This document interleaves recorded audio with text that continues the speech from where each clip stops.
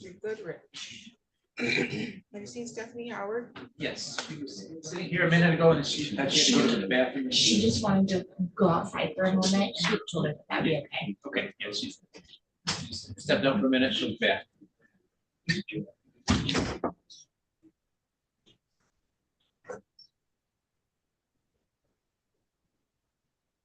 Mr. Cornish, what matter are you here for?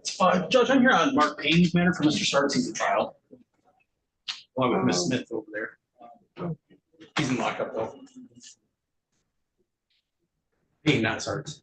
Okay. Sounds good. Well, it's Okay. early So far, morning. it's still early for a judge, right? Oh, you can bring him up.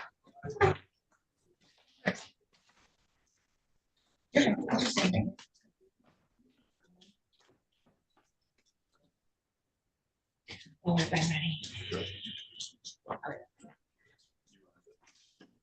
Records from Guinness and Foles. Yeah, I'll buy both of them.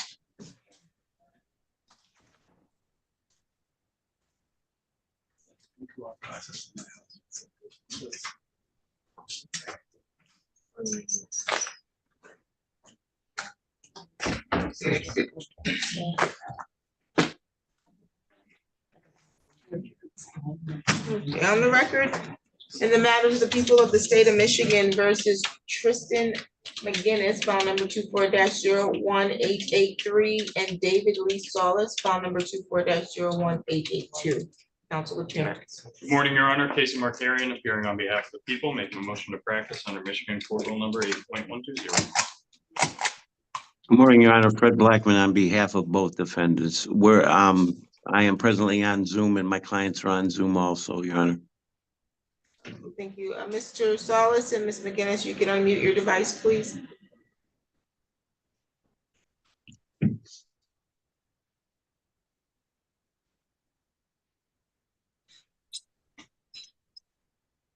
Okay, today was the date that was set for preliminary examination. My first issue that I want to address is the fact that both parties are co-defendants are being represented by the same attorney. And they waived their right to conflict counsel. They have, Your Honor. We've signed agreements with that. And if it ever becomes a problem, I've talked with both of them that we'd get separate counsel, but we do not see that in the future. Okay. Did you file a copy of that waiver? With Yes. anyone? No, I haven't, but I will. I will. So when are you gonna do that? Well, I'll either do it today or first thing Monday, Your Honor. I'm in court all day out of town.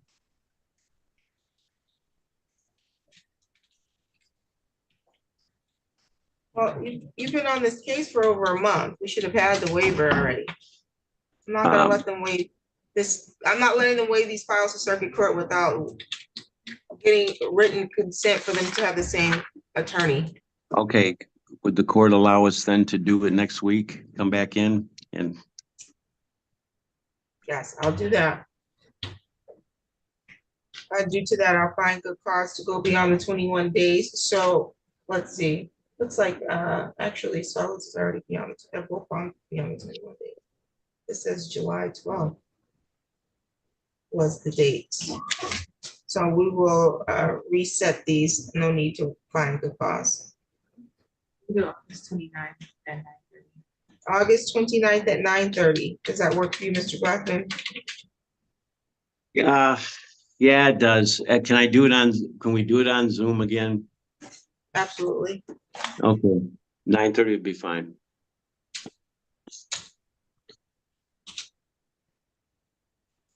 Okay, you're all set for today.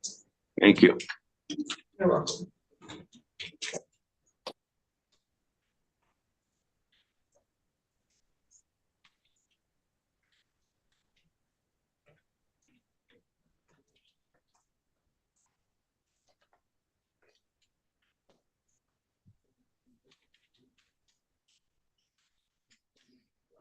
Voters here, is Marie Clark here? I saw that facial reaction. Oh, does that mean she's not here? Your Honor, she assured me she would be here today. I do not know where she is, so. I checked the hallway for her. So. Have you made contact with her by phone today? Not today. We've made contact previously, but not today. You have witnesses here on that matter? We had an officer here, Your Honor, but our plan was to amend this complaint to an attempt RNO anyways, and keep it in district court, so we sent one. I'll show bench one.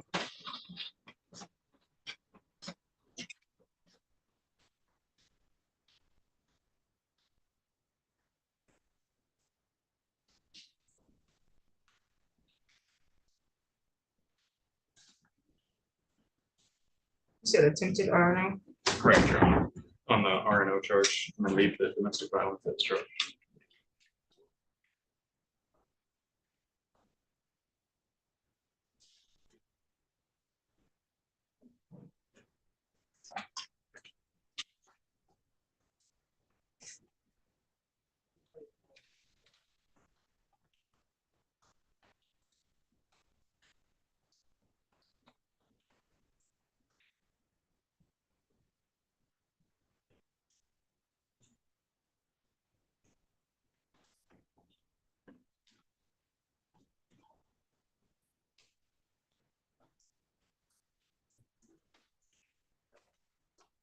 Oh, already.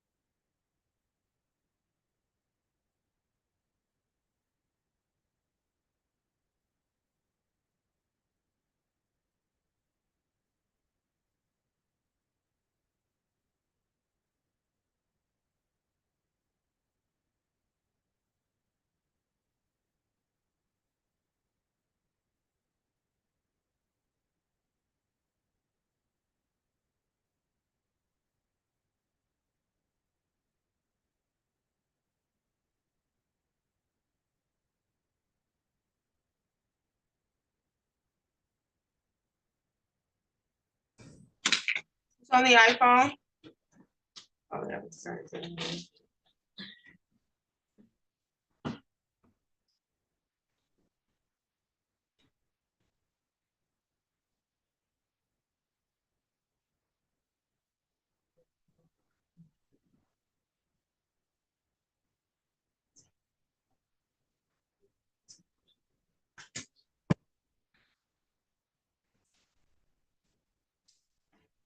What's happening here?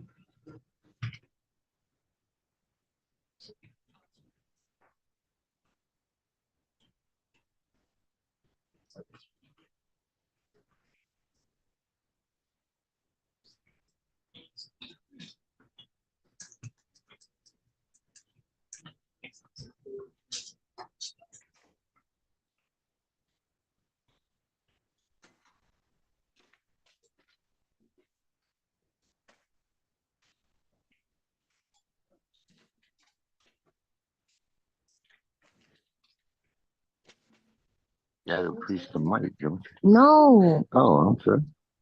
What's your name? There you go. What is your name? What is your name? Ronnie Williams Sr.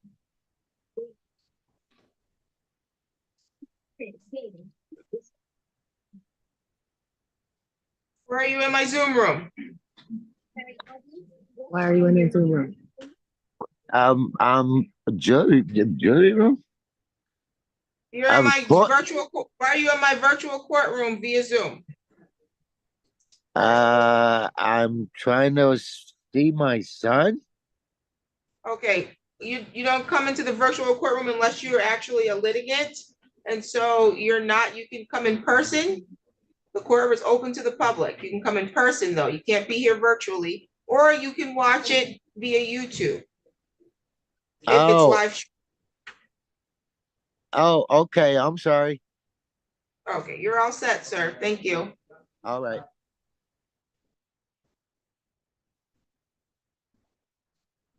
Okay, on the record in the matter of the people of the state of Michigan versus Mark Payne, file number 24-02186, council appearance. Good morning, Your Honor. Assistant Prosecuting Attorney Melanie Smith on behalf of the people. Good morning, Your Honor. Deputy Chief Public Defender Steve Cornish on behalf of Mr. Payne, who's in the court and standing to my right. This is Mr. Starks' file I'm covering from today while he's in trial. Okay, today's date and time that's set for a preliminary examination. It is for witness bribery, intimidation. And are we ready to proceed to exam? You're not, Your Honor. Subpoenas were cut for this case last week. And when I went to check for their returns earlier this week, I was advised that the officer in charge of this case, Detective Sarah Wilson of the Lansing Police Department, is out all of this week and next week on a pre-planned, pre-scheduled vacation from the department. So I'm asking for a good cause adjournment, brief 2 weeks, to allow her to get back from vacation and be able to be here to testify. Mr. Payne is held on numerous other cases in the circuit court. And so he is not just being held on this file. But that is my understanding, Your Honor. I was informed of that earlier this week. I would, I guess, mostly leave it to the court. Today is, however, the time and date set for that exam. With the detective not being here, you know, we're scheduled for another trial in a couple of weeks. The defense would just ask the court to dismiss. So who's scheduled for another trial? Mr. Payne. Mr. Payne, 3 of his 6 files are set for trial to begin on September 23rd in the circuit court before Judge Dragichuk. Oh, sounds good. The prosecution did what they were supposed to do, which is subpoena the witness. It's outside of their control if the witness was not available due to training and or personal leave time. The court's going to find good cause to go beyond the 21-day timeline and reset this matter.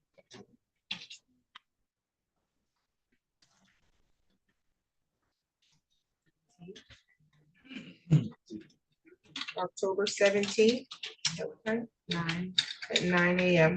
Thank you, Your Honor. Do you have any questions for the court today, Mr. Payne? Any additional matters for the record, counsel? Nothing from the people. Thank you. Nothing today, Your Honor. Thank you. You're all set, thank you. Mr. Martini, you're in my Zoom room. Were you intending to speak to someone or something in there? Oh, you're gonna run exhibits. What matter is that for? Martinez Anderson, Your Honor. Let's see. No, we're probably gonna do that one. What are we doing with Ronnie Williams? We're gonna amend that complaint to an assault and battery. The offer was for assault and battery. It's my understanding the defendant does not want to lead to that, so we'll amend the complaint to keep it at this. Did you advise your client of this already? Yes, Your Honor. So we don't need to bring him up for that. I would just ask that this matter be set on the trial docket for the court. You want a pre-trial or final pre-trial? Let's go with pre-trial date. I see it. Well, I think he's only being held in custody on this file, Your Honor. I would be wanting to respond. Okay, he can be brought up.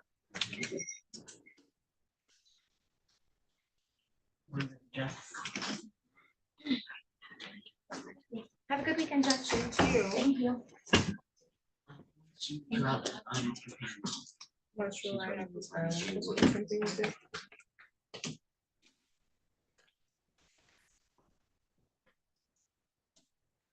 Oh, it's just today, that's fine.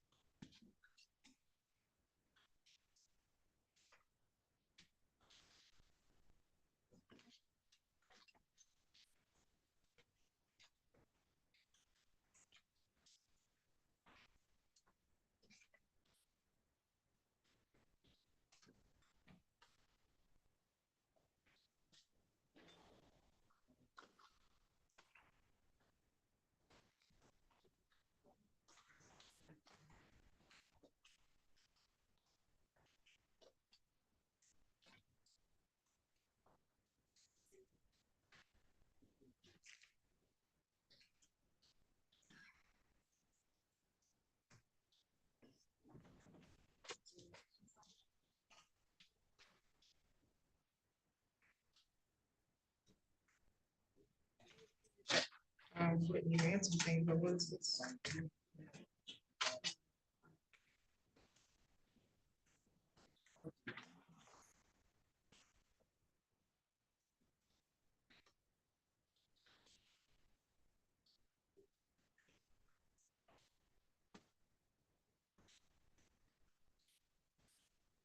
the record in the matter, the people of the state of Michigan versus Stephanie Howard, file number 23-03163. Morning, Your Honor. Case Mark Hearing appearing on behalf of the people.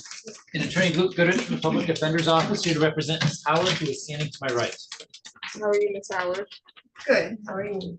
I'm well, thank you. Okay, today is the day we reset sentencing on this matter for one count of use of a controlled substance. I do have a pre-sentence report that was prepared back on August 8th. Counselor, did you get it?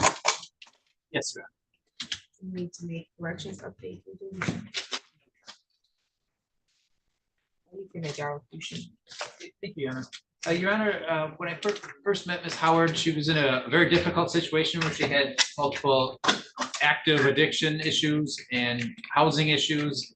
And, you know, I think she was a phone issue as well. During her time on bond, she checked herself into Meridian Healthcare, which is a residential treatment in Oakland County. She completed a 30-day inpatient treatment there. Since being released, she's been working with the Love Thy Neighbor ministry here in Lansing, which has given her some temporary housing and some structure in her life. She seems to be making a lot of positive changes in her life this summer and seems to be really headed in the right direction. So I would ask the court to follow the recommendation here to place her on a term of probation. I think the recommendation is very fair regarding, you know, outpatient treatment at this point and keep her going on that road. And so we would just, like I said, ask the court to follow those recommendations.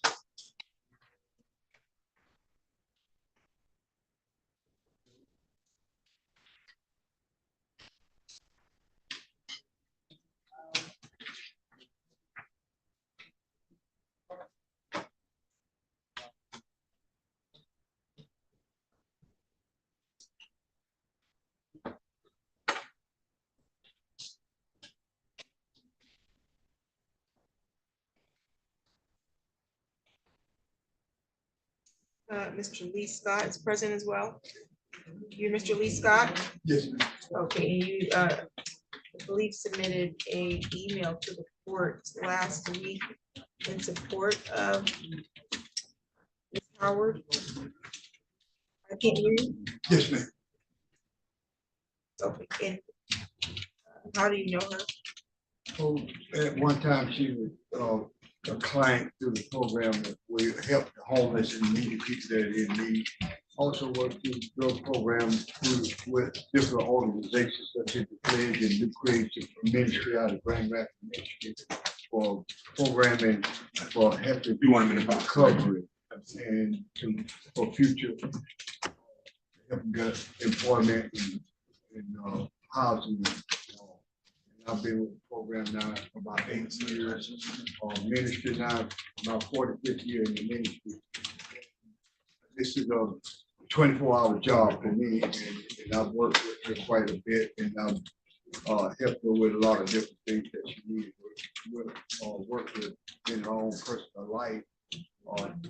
Recently had a baby back in December, and kind of pride that the fact that she recognized that she do have a problem, and that she gave the baby up to the family, the father's side of the family, to make sure the baby have a decent home, to work on her own personal problem, and we'll here to help her in every way we can, and I'm here to then she's working right now with what we call the Den Mother, where she help women with the person that needs food, clothing, and do laundry, and keep a resident clean in exchange for her living right now.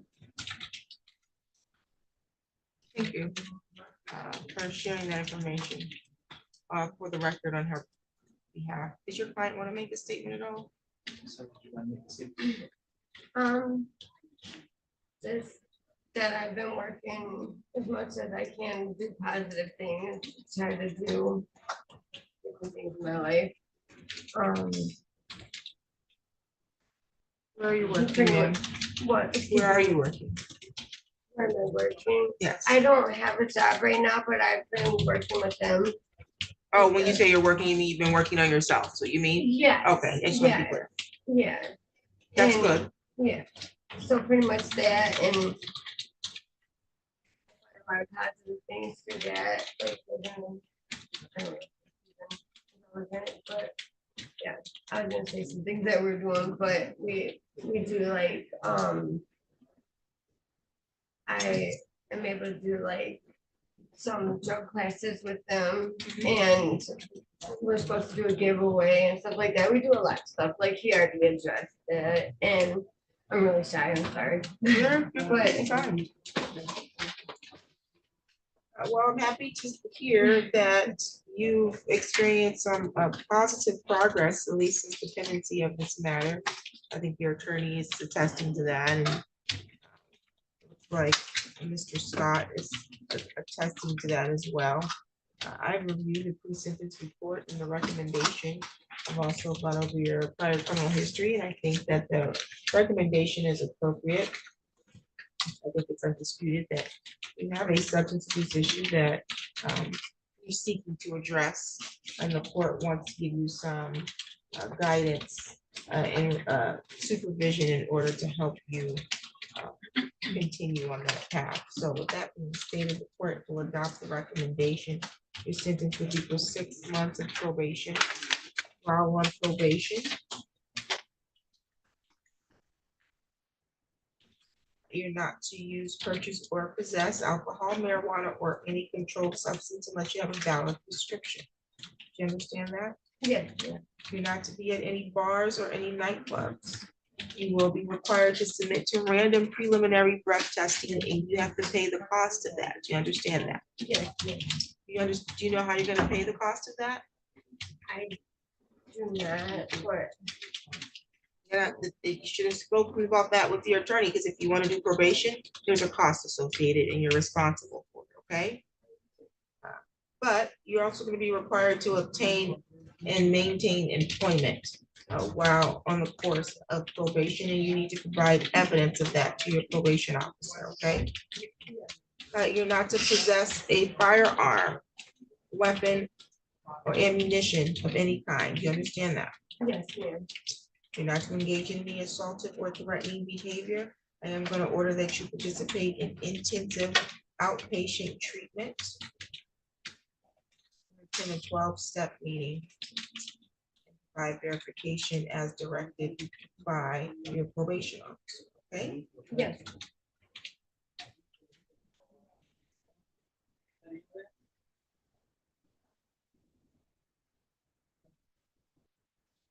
Do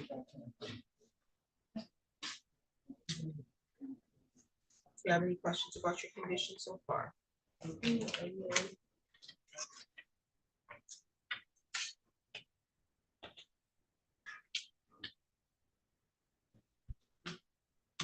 To the, as far as the 10th grade, is that correct? Yes, ma'am. So this is what I will allow.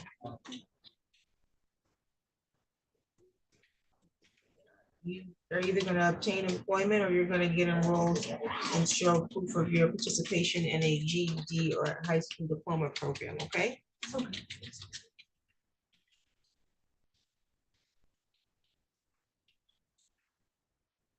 Fines and costs, there's a $75 crime victim rights fee that must be assessed for statute, with a $50 state minimum cost. You do 6 months of probation, it's $30 per month for oversight fee that you're responsible for, so that's $180. I'm gonna waive discretionary fines and costs due to your indigency status. And then you will have the opportunity to make monthly payments. I recognize that you're on very limited resources. And so while you're navigating for the next few months, this probationary term, it should be your priority to pay for your drops, for your preliminary breath testing and your analysis testing before you make your monthly payment for the overall probation fees. Because at the end of the day, I'm not gonna violate you, or I won't sustain a violation because you didn't make payments on fines and costs.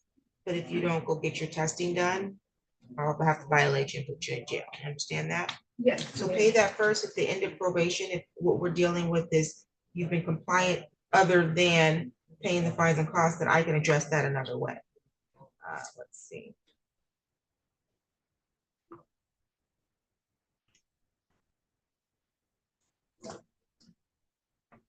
Lastly, there is an advice of rights as to probation. It says you've been sentenced to a term of probation in the 54A district court. And the probation terms have been individually tailored and are specific to address your assessed risks and needs. You may have the right to request early discharge from probation.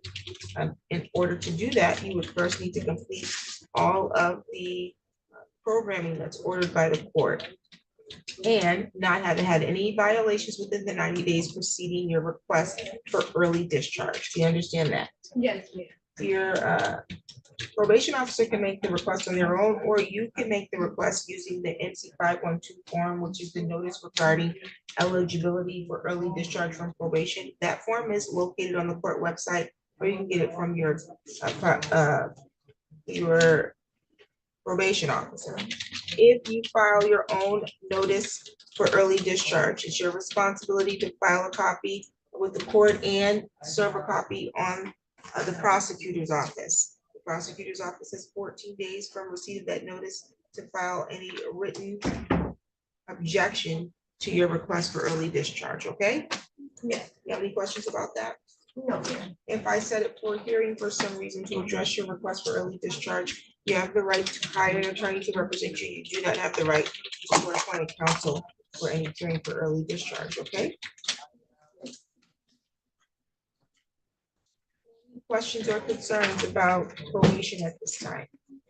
From you. When you leave here, you're gonna go downstairs to the 5th floor, check in with our probation department.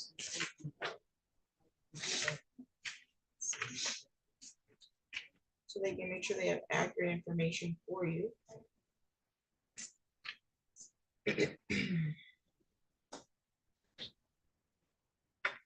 Yes, credit.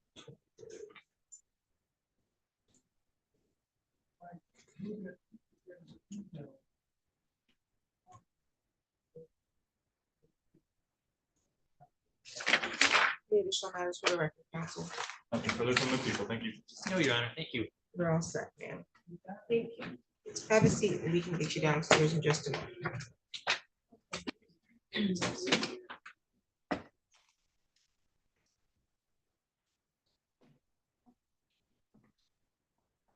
record in the matter of the people of the state of Michigan versus Ronnie J. Williams, file number 24-02303. Council appearance. Good morning, Your Honor. Casey Markarian appearing on behalf of the people. And good morning, Your Honor.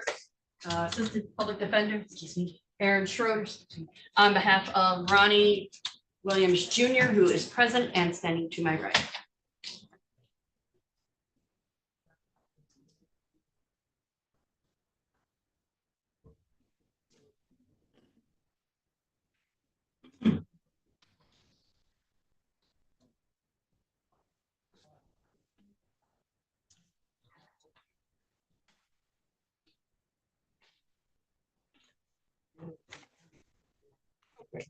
Today was a date that was set for a preliminary examination for you, Mr. Williams. My understanding is that this matter is being amended to a misdemeanor, is that correct? Yes, Your Honor. Misdemeanor of assault and battery.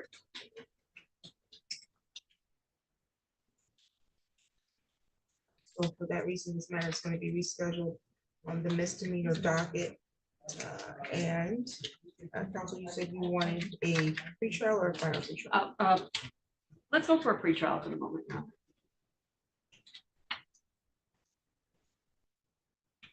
This is September 3rd at 10 a.m. September 3rd at 10 a.m.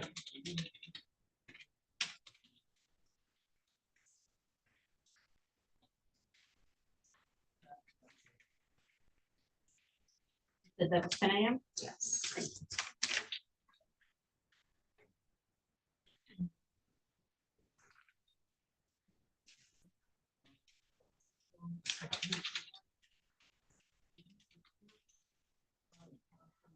And you wanted to address bond. Yes, Your Honor. Mr. Williams has been in custody consistently since the 8th of this month. By my math, it's about 16 days credit so far in the Ingham County Jail. His current bond is $5,000 cash surety. This matter has now been reduced by the prosecutor to a misdemeanor charge, to which Mr. Williams is still pleading not guilty, which is why we set this to a pretrial. This is the only matter holding him in custody at this point. He had employment prior to going into custody on the 7th, going into the 8th. He has a home that he needs to get back out to make payments on. He has a child, a daughter, who is due any day now. I'd ask the court to consider him for a PR bond at this point, just based on the fact that the case has been reduced the way it has been. And he's got numerous reasons to make sure he continues. I did receive contact from Peckham that I believe is the employment that he, my understanding is the employment that he is working with. He has a child on the way and as a home, I do believe he will show back up to court. I do know he is currently under supervision, as the court has previously stated, probation in both Ingham and Eaton counties. However, they have chosen at this time not to proceed on violations. They don't have a hold on him until the outcome of this matter. And so he does have additional oversight in addition to pretrial supervision from this court. So I think that can address the safety of the community. If not that, then the tether could also be ordered. Thank you. Not eligible for non-financial release due to having 2 prior felony convictions in the last 5 years under MCL 765.6A. That's why he didn't get a PR bond. And he won't get a PR bond just because it's being amended to an assault and battery, because that statute could still make him ineligible.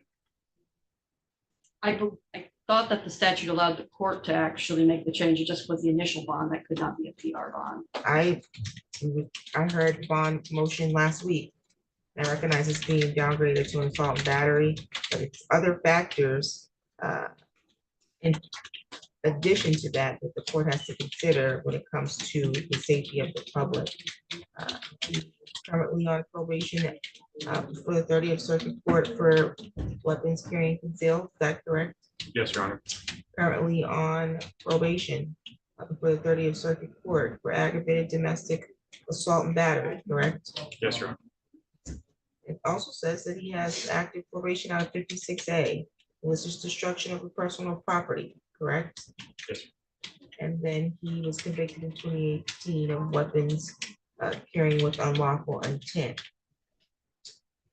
when being under the court supervision for multiple matters, 3 different convictions actually, under 2 different courts, did not cause him allegedly to be compliant or to not create a risk to the public. I recognize this has been being downgraded from assault with a deadly weapon to just an assault. So an allegation of assaultive action, and the court's denying the motion. I think the bond is more than appropriate. It's 5,000 cash surety. We can get a bondsman to make appropriate arrangements. Any additional matters for the record? Nothing further for the people. Thank you. Nothing further for defense. Thank you.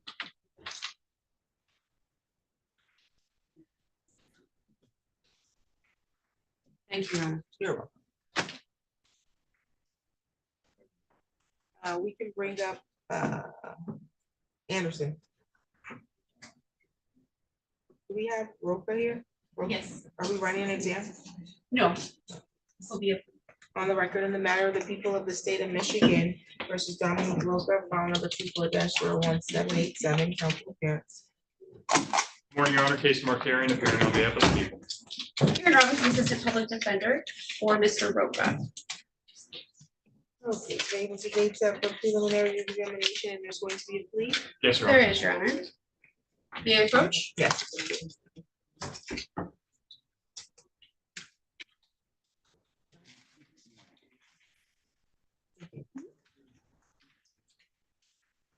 Okay, so Mr. Roca, the people are offering for you to plead guilty to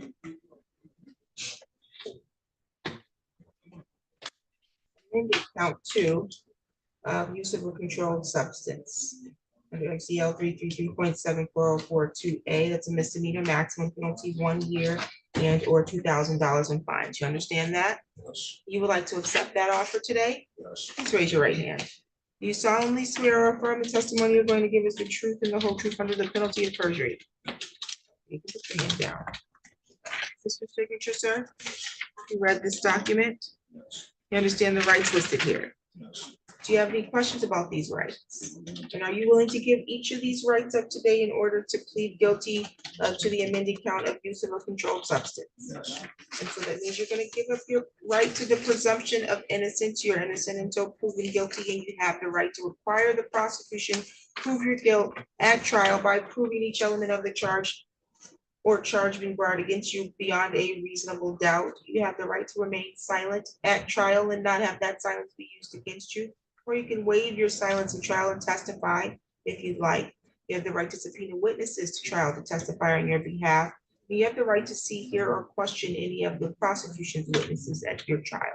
You understand those rights that you would be giving up? Yes. Is anybody threatening you to get you to give those rights up? Has there been any promises in exchange for you entering a guilty plea today?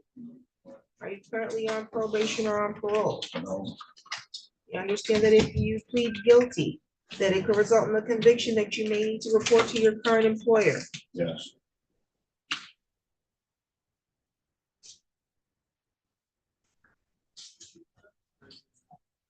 You also understand that if you plead guilty, it could result in a conviction that may have impact on immigration or travel status that you may be seeking. So you may want to go on vacation to a certain country and they could deny you if you have a conviction of this kind on your record. You understand that? Yes. As to the amended count of use of a controlled substance, how do you plead? You should believe you're guilty? Factual basis, counsel. Yes, Your Honor. On June 13th of 2024, were you in the area of Center Street and Oakland Avenue in Lansing, Michigan, Ingham County, state of Michigan? And were you driving a vehicle at that time? In contact with police? Upon when they came in contact with you, did they have a reason to search your vehicle? Yes. Okay, and they found a bag with a white powdery substance in the vehicle? Yes. And that was identified as cocaine? Correct. And you had no legal use or privilege to use cocaine? Right. Any questions from the prosecution? No, Your Honor. People are satisfied with the factual basis. The court is satisfied with the factual basis. I find your plea made freely, voluntarily, and intelligently. Your matter is scheduled for sentencing October 18th at 9 o'clock in the morning. When you leave here, you're gonna go down one floor to the fifth floor, so you can check in with probation and get you all set up for your pre-sentence interview in preparation of your sentencing date. And you also are going to be ordered to undergo a substance abuse assessment, okay?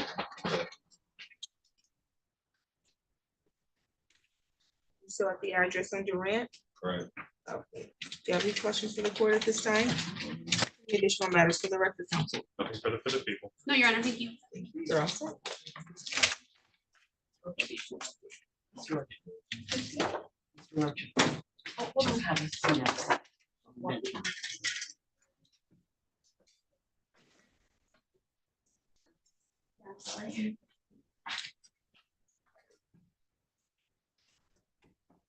The record in the matter, actually, we didn't get an extension. He's on his way. Oh, okay.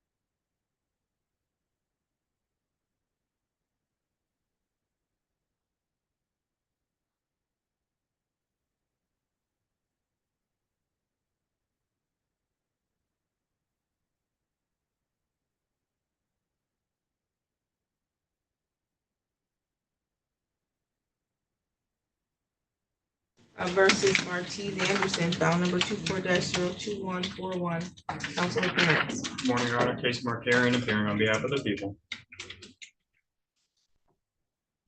And thank you, Your Honor, and good morning. Jared Austin appearing on behalf of Martez Anderson. He stands present with me at council table.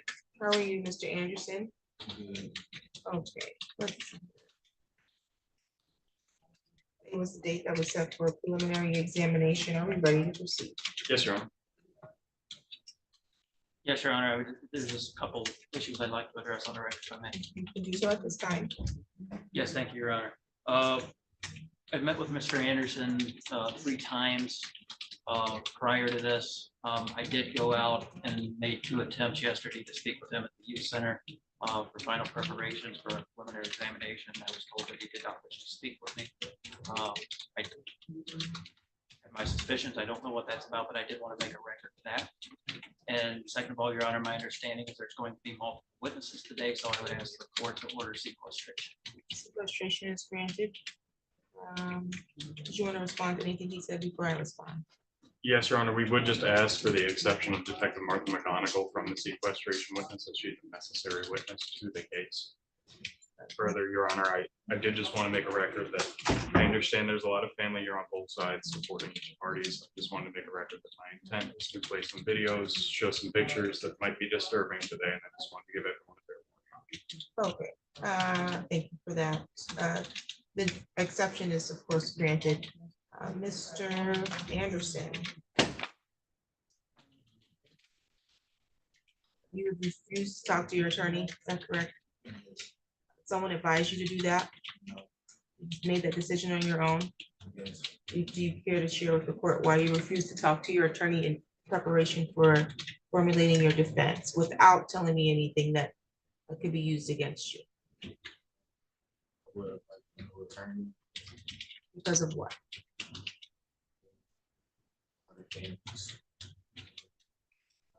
Do a couple things. Can you speak up a little louder for me? I asked him to do a couple things he didn't do. And Things relative to your defense? Yeah. He yelled at my mom. A lot of things, so that's why I didn't want to speak to him. He yelled at your mom? Yeah. When did he yell at your mom? Last court date, I think. And you were present when that happened? No, I was. Oh, okay. So how do you know that he yelled at your mom if you weren't present when that happened? I got told that. Okay. He asked you to do some things relative to, you asked him to do some things relative to your defense, and you believe he didn't do those things? No. And so what else do you have as to why you didn't want to meet with him? Anything else? I'm gonna put this email also on the record. I have an email that looks like it went to the Judge Simmons courtroom general email. For the record, that email does not go to me. I don't open that email and I don't receive those emails. My staff filters those because it would be inappropriate to email a judge directly about a case. In this particular situation, there was an email, subject title, new lawyer from a Tasha Horton. Is that your mother? Yes. Says, good morning. How do I go about obtaining a new court-appointed lawyer? My son was represented by Jared Austin Friday in your courtroom for probable cause conference and was asked for him to ask to lower bond. He states that the judge won't do it, but will ask. He never did at the conference. So I asked why he didn't. He got loud and said he doesn't have to answer to us and walk off and insinuating my son was guilty.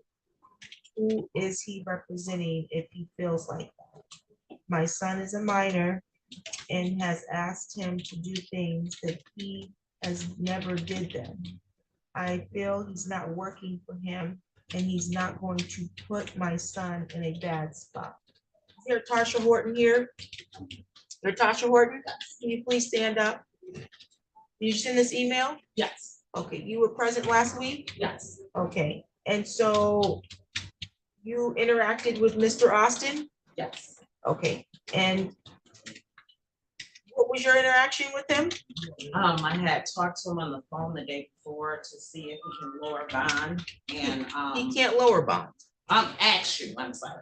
You wanted him to make a motion? Yes. To reduce the bond? Yes, and he Okay. said you wouldn't do it. He'll wait till later, but he'll still ask. And so I asked him out in the hallway, why didn't, he asked, he said, no, these are serious allegations. He shot somebody. I'm like, excuse me? He was like, well, I'm saying it's allegation, but there are allegations that he shot somebody. How was that insinuating someone's guilty? He said that he did it, actually. Well, what you just said is these are serious allegations. He shot somebody. That doesn't mean that he's saying he did it. It means that they're serious allegations that he did it, which is why, how we got here, because of the allegations. Yeah. They are serious. Yes, and so going on, I said, well, I asked, he said, I don't have to answer to you or the boss. Well, if his boss was here, he has a job. And he said, I don't take orders from you or him. And he said, well, she just asked you. Who's he? He's Robert. Oh, the other person said something to him too? Yeah. So two people approached him in the hallway? Is this what Yeah, we just asking him. Like, about the you just lower politely said, hey, well, what about that lower bond, nice and calm? Yeah. Mr. Austin, did you want to respond? Well, Your Honor, I denied I ever yelled at anyone. I didn't speak to anyone in any type of derogatory or aggressive tone. This is not a classroom. You can put your hand down. This is not a classroom. Now speak. No, you may not. Continue. Well, from my perspective, there were multiple family members that came to address me, and what I would describe as anything other than a pleasant tone. I did my best out of courtesy to answer their questions, but I did not raise my voice at anyone. I did not yell at anyone, and I do represent Mr. Anderson. That is who my ethical obligations are towards. I'm not going to discuss the facts of the case. I'm not going to discuss evidence. I'm not going to share evidence with anything or anyone other than Mr. Anderson. So that is my perspective on that interaction. I never said that the court would not lower bond, but I would ask. I felt it was more appropriate, given my experience with these types of charges in the court, to wait and see how the evidence plays out at the preliminary examination. And I told him my intent was to address bond at that time. It's still my intent to do so once this hearing is concluded. And as far as Mr. Anderson wanting me or asking me to do things that I did not do, I have not done anything or refused to do anything that Mr. Anderson has asked me to do that would be necessary for his defense or would be necessary for the preparation of his defense in this case or in preparation of the preliminary examination. I am not going to disseminate evidence or discuss evidence or facts of the case with multiple people, even if he requests me to. I'm not obligated to, and I don't think that's necessarily in his best interest to do so. So that was what he's referencing, for you to discuss or provide information about his case with other people? I believe so. Okay. Is that what you were saying you wanted him to do? This is my mother. Okay, and he didn't do that? Okay, and sir, what's your name? I'm Wayne. I'm his uncle. Okay, why are you waving your hand and Because I don't wave in my courtroom while I'm trying to address issues? Oh, well, excuse me, Your Honor, but I don't believe that she really got out what she needed to say. That's her, is she an adult? Yeah, she's an adult. So she can get out what she wants to say. Right, Were you right. present when this happened? No, I wasn't present. Well, then you can't speak to what happened. No, I'm not speaking to what happened. If I can speak to what happened to me today, I came and I went to ask him about the situation with Martell. And he was very rude and unprofessional. Well, you're very rude and unprofessional because I told you just now you don't get to speak on her behalf and you're gonna tell me what you're gonna do anyways in my courtroom. No, I'm not. You can have a seat, sir. This is the issue. Okay, well, you asked me a question. Yeah, I asked you what your name was. I Okay, asked you fine. what your name was. Right, That's all what you I want to asked know. you. And then I asked you, were you present? Those are the only two questions that I have asked you. Right. You've given me far more than that without me asking you. Well, You don't run this courtroom, you don't run this courtroom, That's right. and you don't run this courtroom, and they don't run this courtroom. I have to keep order in here. He is his job as a court-appointed attorney and as an attorney in general is to protect his client. He's not defending you. He's not defending you. He doesn't have to talk to you all. And imagine how he feels if he's trying to do his job, but he keeps getting approached by other people who I'm sure you're passionate. when you speak to him, because of the nature of the relationship with this young man, you're passionate in my courtroom, and it's not even your son. You're, I reckon, I was gonna say it, but you keep talking over me. Talk out one more time. I can ask you to move. Thank you. Thank you. Well, thank you. And so the issue is, if he's trying to do a job and he has so many other people thinking that they can opine on what he should be doing, how comfortable does that you think it makes him feel? And it's his job, and only his job, and whoever his attorney is, whether he gets a new attorney or not, because you can go hire an attorney, it's still that attorney's job solely to do the strategy of defense. You can't tell them how to do the defense. You can't tell him how to do the defense, and neither can you. He is correct. He does not have an obligation and should not be disseminating information about your case outside of here, because he's trying to protect you and your interests. He doesn't know where that information goes if he starts disseminating. And so that to me doesn't sound like a violation of his responsibility to you. I think you probably did yourself a disservice by refusing to speak to him, because what you thought you heard, which was that he yelled or raised his voice at your mother. And he may have raised his voice, but I don't believe for 1 minute that you weren't passionate when you spoke to him and that you just stopped him politely. I don't believe that. And it wasn't just you, it was someone else approaching him at the same time. I would venture to believe upset that he did not make a motion for your son to have a lower bond. Is that correct? Yeah, I just was, like I said, I asked him, I was passionate, I wasn't loud. I recognize you can be passionate as your child. Yeah, so, but, and the guy, he didn't speak until afterwards, after he said that or whatever, but yeah, it's just, I'm not telling him to tell me what's going on with the case, but I think even though I know you're trying to track, I mean, they're trying to try him as a dog, but he's still a minor. I think I should know something. He's still a child, you know what I'm saying? But you have the ability to speak with your son though, correct? Yeah. He can feel free to talk to you about whatever he wants to tell you about what happens with his meetings with his attorney. The attorney does not have an obligation to talk to you. That he doesn't. Your son can talk to you. Yeah. Okay. And I can't get the police report? You can forward a copy of the police report if that's what you want, under the Freedom of Information Act. But he doesn't have to provide you a copy of any of the discovery that he's supposed to use to formulate the defense. He doesn't have to do that. Those are not violations of his professional obligation. The things that you're saying are not telling me that he is falling below the standard. And I've never seen him not zealously advocate for his client. If you think that he wants to come in court and lose his cases, you don't understand what he's here to do.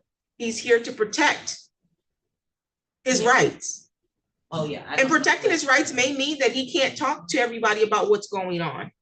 That protects his rights. And you may not understand that, and that's fine. There's a reason why we go to law school. There's a reason why we practice and we learn court rules, so that we understand what maybe the layman or common person may not understand about protection of somebody's rights. And so sometimes that could conflict with what you feel is natural because you're a mother and you're trying to be protective.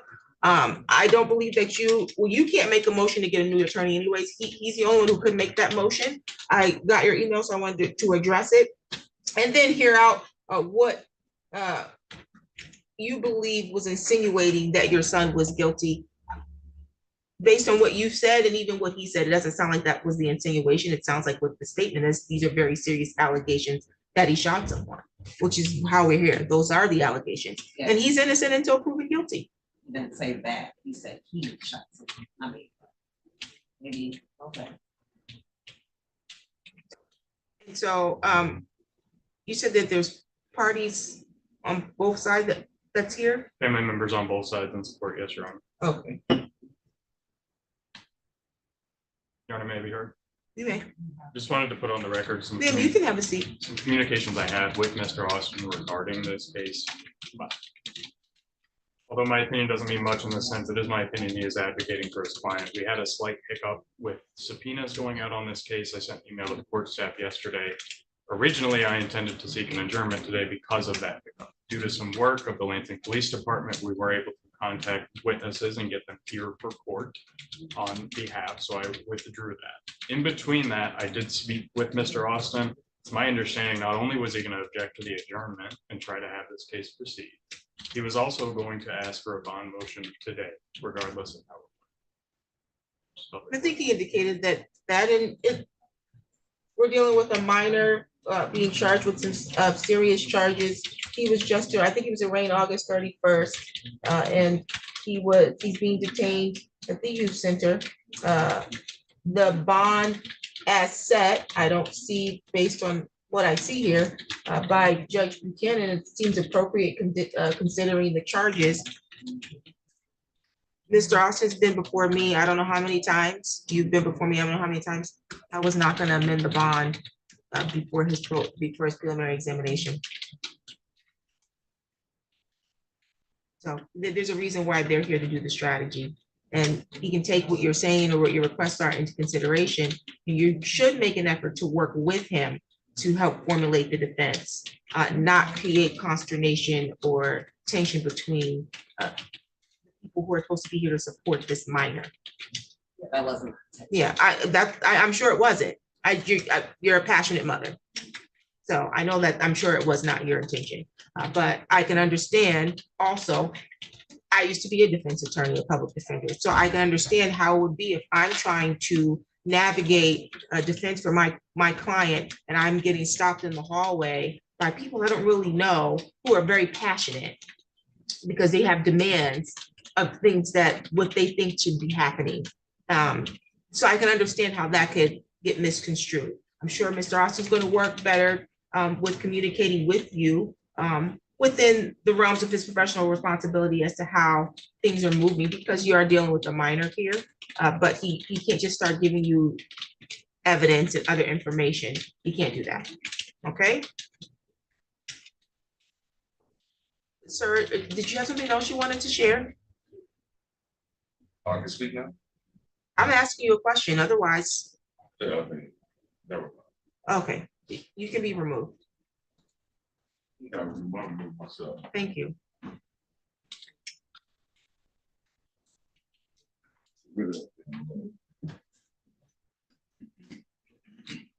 Any additional matters before we call witnesses? Well, just a preliminary matter, Your Honor. I do have several exhibits I intend to admit today through the witnesses. I attempted to reach a stipulation on this. Mr. Austin would not stipulate them, so just wanted Your Honor to know there's about 10 exhibits, a little more than 10 exhibits that we're planning to admit. Okay. People calling A. Williams, Your Honor.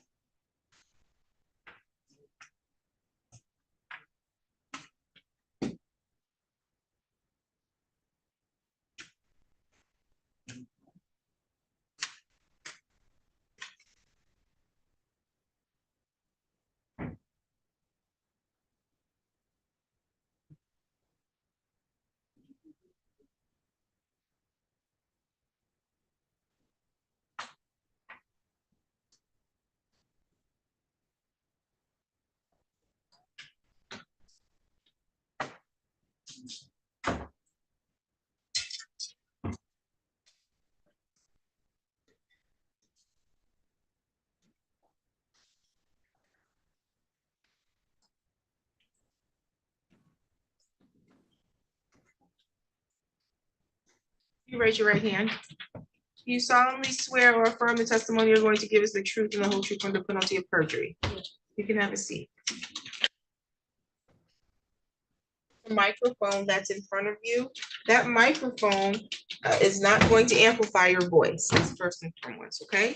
So you need to speak loud because I can barely hear you, okay? Okay. And so that microphone is so that the lady behind you can pick it up on her system for court recording. Okay. Everything stated in the courtroom must be recorded. So all of your responses must be heard. They must be verbal, no head nods or head shakes or mm-hms and uh-huhs, because we can't articulate that. So we'll have to ask you if that's a yes or no if you do that, okay? Okay. If there is an objection from either attorney, you'll stop speaking. The court will have to make a ruling on that objection to tell you if you're allowed to give that answer or not, okay? Okay. State your first and last name, spell both. Anaya, A-N-A-U-I-A, Williams, W-I-L-L-I-A-M-S. You can proceed, counsel. Thank you, Your Honor. Mayor, thank you for being here. I want to address something. You walked in with a piece of paper. What was that? It's a female one. Do you want to be here to testify today? Yeah. How old are 19. you? Are you still in school? I'm in college. What do you do? I work at a call center, but I also am going to nursing school. You live in Lansing? Yes. Do you know someone by the name of Miles Washington? Yes. How do you know Miles? He was my ex-boyfriend. And he's my boyfriend. So it was your ex and then you got back together? Is that a Maybe- yes? Yes. Maybe as a result of this? No. Naya, did we talk before you took the stand to testify today? You and I? Oh, yeah. Did we talk? Yeah. Did I in any way tell you what to testify to? No. What did I tell you to do? I'm in the truth and the privacy. Referring you back to July 7th, 2024 at around 3 a.m. Do you remember that date? Why? I was there and Who was there and what happened? I remember what I seen. Now, we'll get to what you saw in a moment. Referring to you were there, do you mean the location of 6255 Beachfield Drive in Lansing? Yes. You know if that address is in Ingham County? I'm not sure. It's in the city of Lansing? Yes. In Ingham County? Yes. In the state of Michigan? Yes. All right, Anaya, let's talk a little bit about what happened. I know this might be difficult for you. If you need a break at any point, just let us know, okay? What was going on at 6255 Beachfield Drive around 3 a.m. on July 2nd? When I was out there, I seen a group of people there. I went to go pick up a boy. When I got there, I seen my friend. And see that was a party. I could barely hear. Mind speaking up a little bit? Let me break that down a little bit too. So you said you were at a party and that you went to get someone. Was that before or after you went to the party? So I got to the party when everything was over. By everything, what do you mean? The party had ended and people were just like wildly gathering around. Do you recall about what time you got there? Maybe like 2:30. I'm not sure. So you went to pick someone up, got to the party around 2:30 a.m. What happened after that? I seen Miles on the front porch. Me and him, see me, we were talking. We were walking to the back, and that's where there was a group of boys. When Miles had bumped into somebody, and he asked him, "Are you cool?" Miles said back to him, he continued on about business, walked to the back. Me and him were talking about, like, we just asked each other, like, what are you doing here? What are you doing here? And then after our conversation, we walked to the side of the house, making our way to the front. And then that's when the group of boys were walking behind us, talking, trying to argue. Then we get to the front, and that's when words were exchanged. And then we go into the front, we go into the house, and then that's when we thought everything had died down. So let's break this down a little bit. It seems like you were at a party. Do you know about how many people were there? A lot? Yeah, it was a lot of people. More than 30? Yeah. More than 40? So at least 40. Yeah, at least like 40 people. Whose house was this party at? 40? Who's Jordan? I don't know him personally. I just know that's whose house it is. Do you know who Jordan associates with? No, I don't. Do you know why Miles was at this party? He was asked to go by his cousin. What about this group of guys you're talking about? Do you know if they were invited? I'm not sure if they were invited, but they were there. Now, you mentioned that you were at the party around 2:30 a.m. You saw Miles, and then you went to the back porch, and there was some sort of maybe an argument or something then? Could you explain that? Yeah, so I don't think it really was an argument. It was just like I was running, Miles was chasing me, and then kind of bumped in, not even a bump, but whatever, a bump. And then words were exchanged, just our pulled to the back, continued on about it.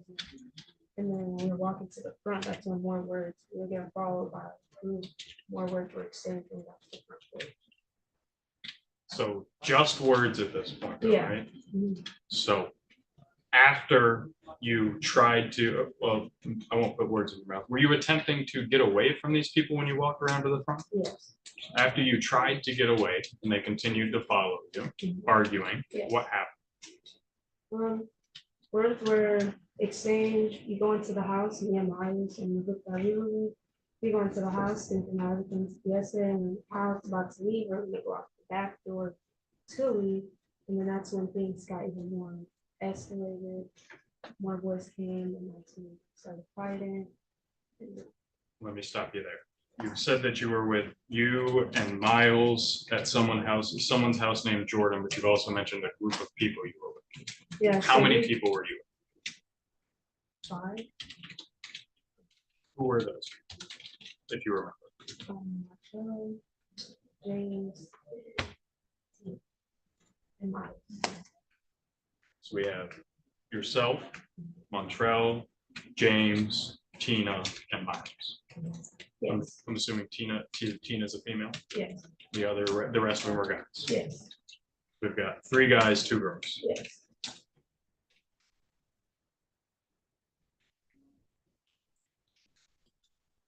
Now, before I ask you about what happened with the fight, I understand you were at a party.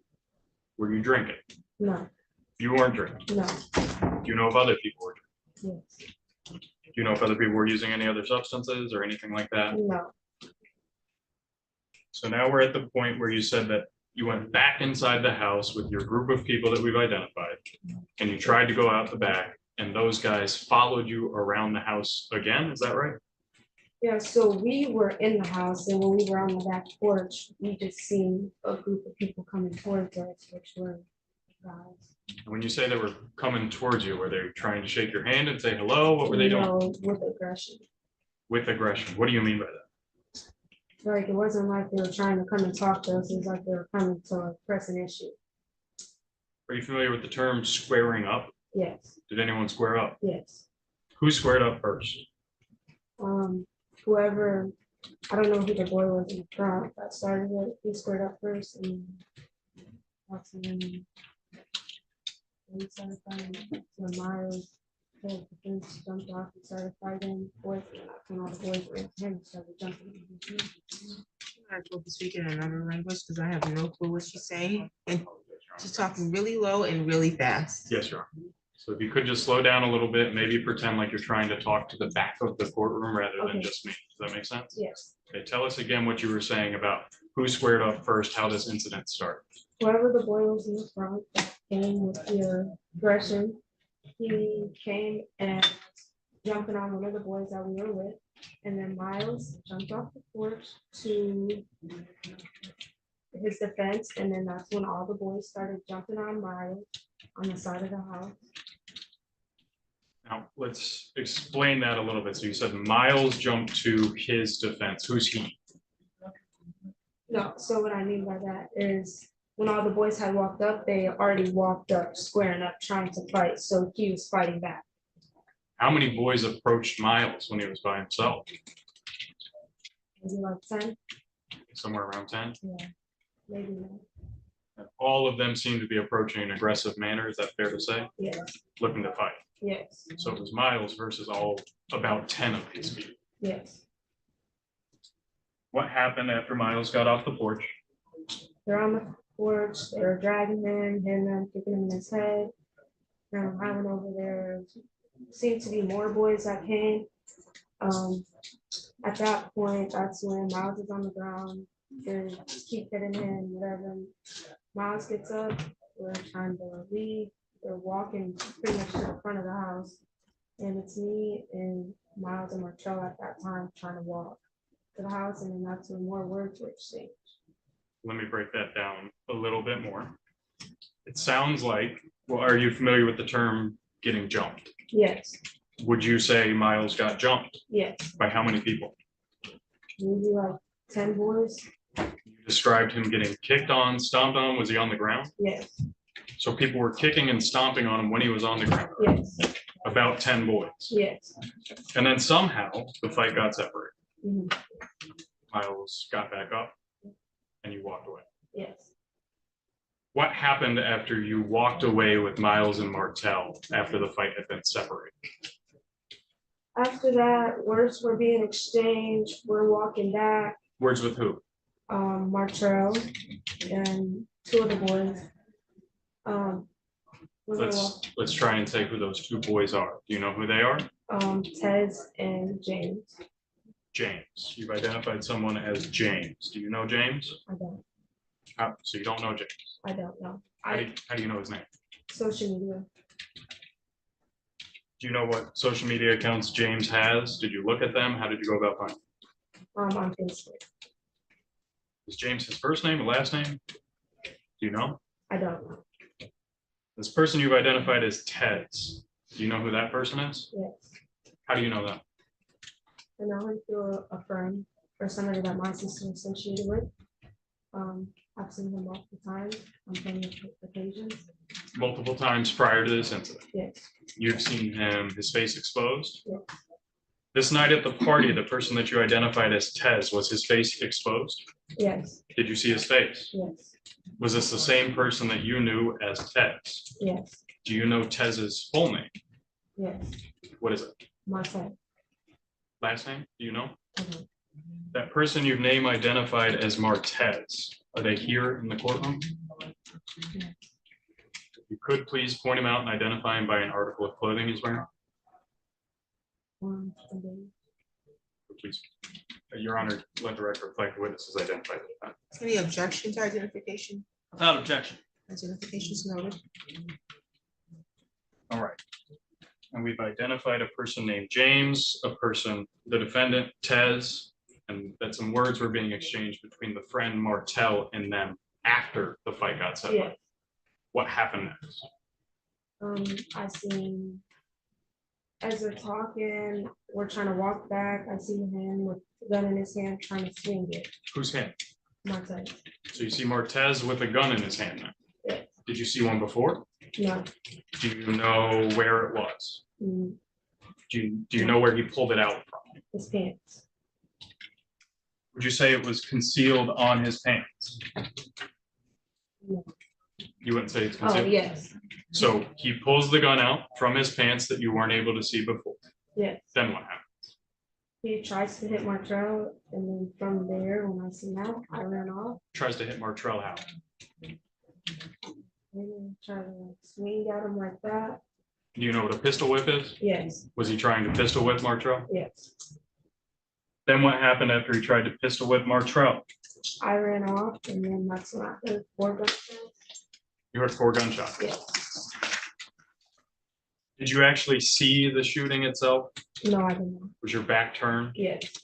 Would it be fair to say after you turned and ran away, you didn't see anything else that happened? Correct. What did you do after hearing those shots?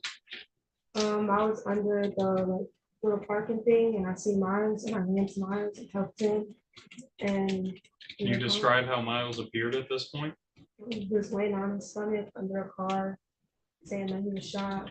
They found the hoodie that was pressing down on the wound. Martrell was calling the police. And then we sat there and waited for the paramedics to come out. What happened after paramedics arrived? The police came first to help. They came and tried to cover up the wounds, cut his pants. The paramedics came and I was into the hospital. After that, everybody went on the bus and checked it. At some point, did you talk to a detective at the Lansing Police Department about what happened? Yes. Did you tell the detective a similar or perhaps identical story to what you're saying today? Yes.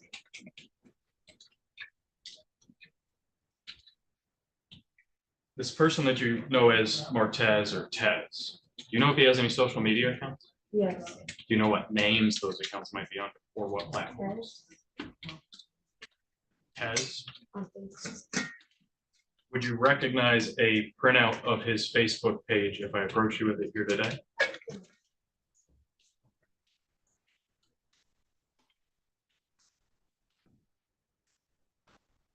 Commissioner, approach the witness, Your Honor. Yes. Approaching with proposed exhibit number 2. Do you recognize what I've just handed you? Yes. What have I just handed you? Screenshot of Martez's Facebook page. What's the name on that Facebook page? Tez certified. Is that the same Facebook page that you know to be associated with the defendant? Yes. Your Honor, at this time, people would move to admit people's exhibit number 2. Any objections to people too? Your Honor, I think she can certainly identify that she's familiar with that account, but I think to actually further admit it into evidence, I think would require some additional authentication other than just a witness saying that I've seen this account and I'm familiar with it. So that would be my objection. There's a lack of proper authentications to the account.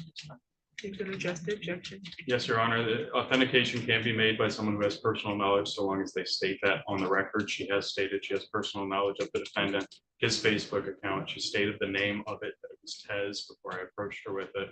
I've now approached her with the same. She seems to recognize it as the same Facebook page. She. Objections overruled.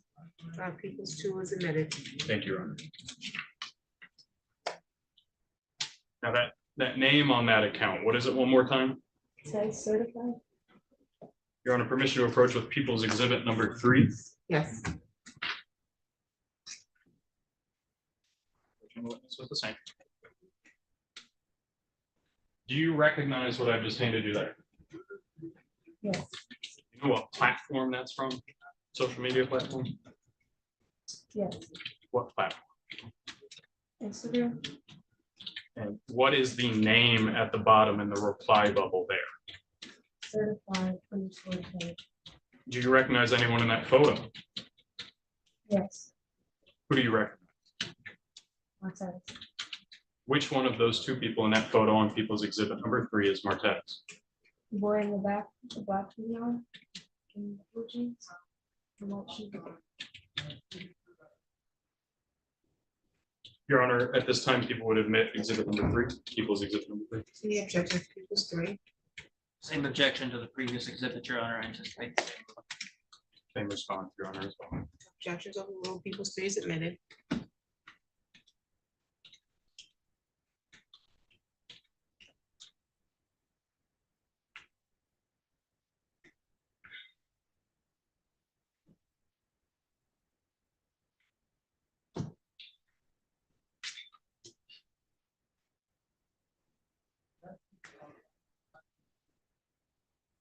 And just to clarify one more time, when that weapon was pulled by the defendant, could you see it before he did?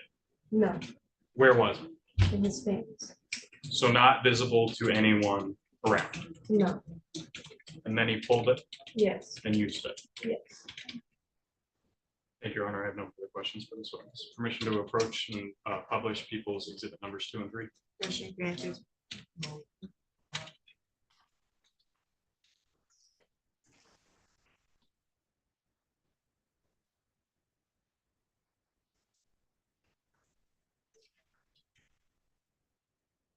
Cross-examination.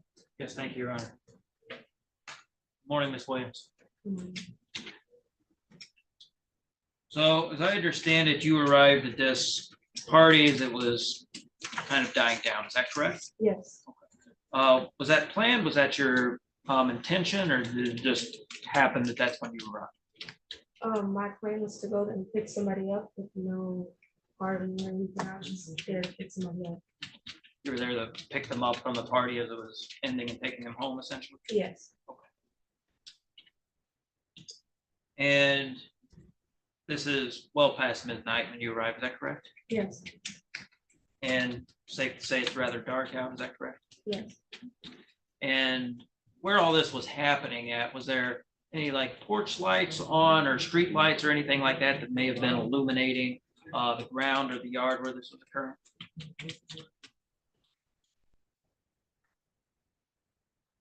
Yes. And did that provide a lot of light, or was it still pretty dark out there? Pretty dark. And you described a fight. Sounds like there were several people that was kind of ganging up and attacking Miles. Is that correct? Yes. And other than you and the group that was attacking Miles, how many others were there left around at that time? Do you know? Aside from the group and myself, Yes. I would say maybe 10 to 15 people. And were these people around your age, teenagers, adults, yourself? I think the ages varied. I would say around my age for the most part. And was it a mixture of male and females? Yes. And what were these other bystanders doing while Miles was being attacked? Were they standing around watching? Were they trying to intervene and stop it? Were they doing anything? Some were standing watching, some were trying to get the situation calmed down. You know, it's a little bit of both. Did anyone actually physically go and try to push these attackers off of Miles? Yes. Were they successful in doing that? No. And did you see anyone filming this with cell phones or anything like that? At the time, I didn't see, but after the fact, I know. Did you film it? No.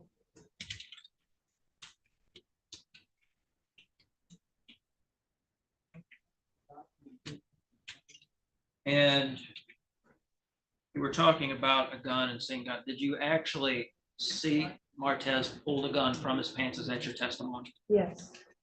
And are you familiar with firearms? No. And if I asked you what the difference was between a revolver and semi-automatic, would you know? No. You remember what color the gun was? Black. And to be clear, you did not actually witness the shooting, is that correct? Correct. You did not see Martez shoot anyone, is that correct? Right. And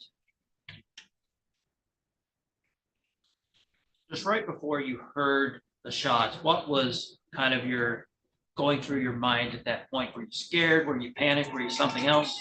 Both. Okay.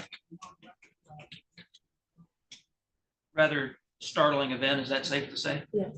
Certainly something that you weren't expecting to happen, is that correct? Yes.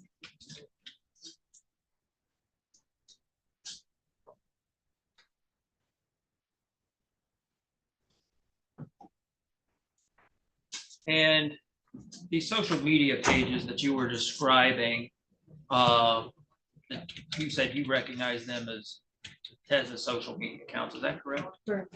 And how do you know that? Because I was friends with him, and that's the same name that he uses for social media. Were you friends with him on those particular social media accounts? Yes. Did you ever interact with him in any way on those social media accounts? No. Or liked any of his posts, exchanged messages, anything like that? No. And prior to this incident, when was the last time you saw Tez? Person or through social media? In person? Maybe 2 years ago, a year ago. So maybe at least a year or so prior to this incident, is that correct? Correct. And Tez is not someone that you frequently saw or communicated with, is that correct? Correct.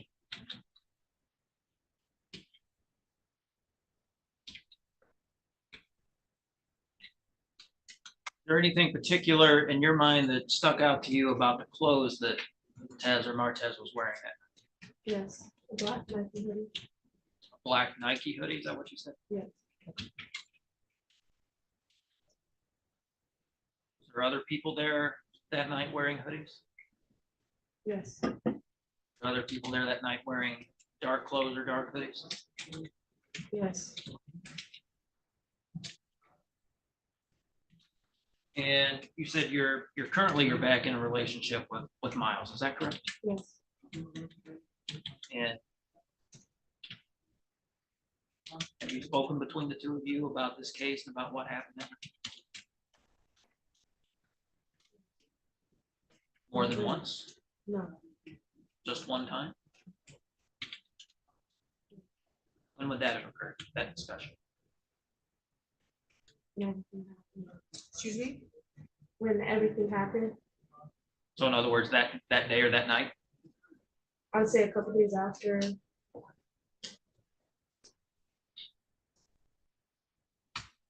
Discussed with Miles previously to testifying today what your testimony was going to be about No. here today?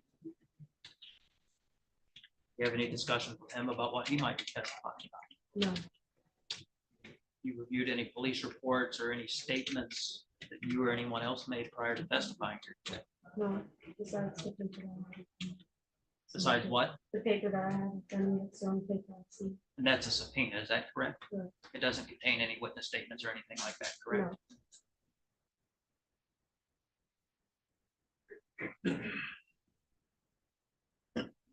Have you had any discussions with anybody else who was there that night at the party when the shooting occurred about the shooting or about the fight? No.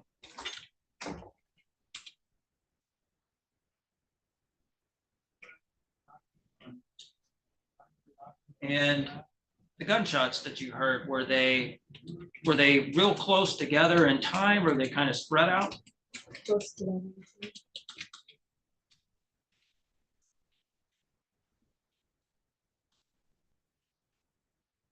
Thank you, Your Honor. That's all the questions I had. Yes, Your Honor, thank you. Ms. Williams, you were asked on cross-examination about the last time you saw Tez and what he looked like and all that. On the night in question, July 7th, did he appear any different than the person that you knew him as? No. Did he look the same? Yes. Did I show you a couple photos from social media accounts before you took the stand? Did you recognize a person in those photos? Yes. Would you recognize those photos if I approach you with them again here today? Yes.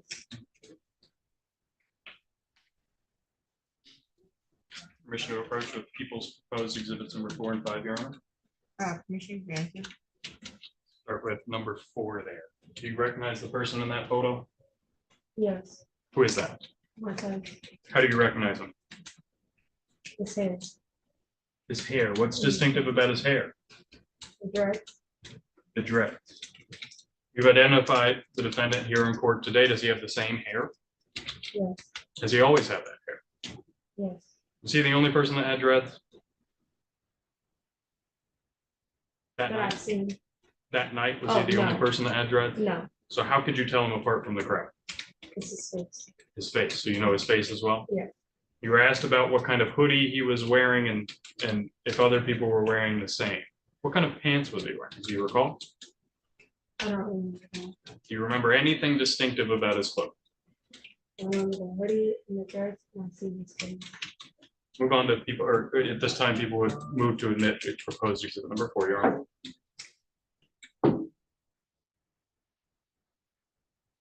What's that? People would move to admit people's proposed exhibit number 4 at this time, Your Honor. People's board submitted without objection. Same objection I had earlier. Objections overruled. Now flip over to the next page for me there. Do you recognize someone in that photo? Yes. Who's that? My time. How do you recognize him? His face and his dress. Is that the same person you know as Martez in that photo? Yeah. Same person you've identified here in court? Yes. Your Honor, at this time, people would move to admit People's Exhibit number 5. Same objection. Yes, Your Honor. Same response. Okay, objections overruled. People's 5 is admitted. I have a question, as I might have missed this. Did you know Martez prior to this party? Yes. Okay. How long did you know him for? Maybe a year or two. How do you know him? I know him through Cedric. Somebody that I went to school with. You can continue. Who is Cedric? Cedric is my sister's ex-boyfriend and somebody that I went to school with. Do you know Cedric well? Yes. Was Cedric also at this party? Yes. Did Cedric also assist in jumping Miles? Yes. Was Cedric one of those people that came up before the gun was pulled? Yes. So is it fair to say that the defendant associates with Cedric? Yes. Object, leading speculation. I can rephrase. Objection sustained. How often have you seen the defendant and Cedric together? Often. Are they known to hang out together? Yes. Object to speculation on that. Are So they he known asked, was they known to hang out with each other? So yes or no question? Stop causing her to speculate. Say yes, no, or I don't know. So the objection's overruled. Are they known to hang out together, Cedric and the defendant? Yes. Do you know if they arrived at the party together that night? I'm not sure. You were asked about your knowledge of firearms. Do you know a lot about guns? No. Can you tell the difference between a 9mm, a revolver, things like that? No. You were asked about your relationship with Miles and discussions about what happened. Did you in any way coordinate your testimony before you got in here with Miles? No. Did you coordinate your testimony with anyone else? No.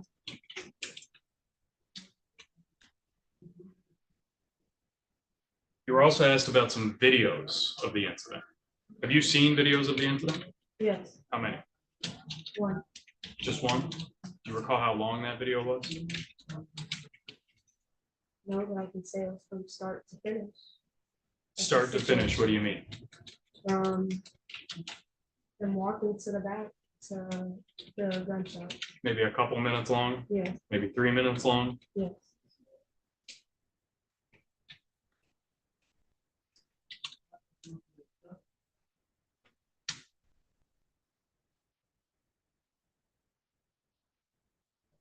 Your Honor, I have no further questions for this witness at this time. Permission to approach and publish exhibits number 4 and 5.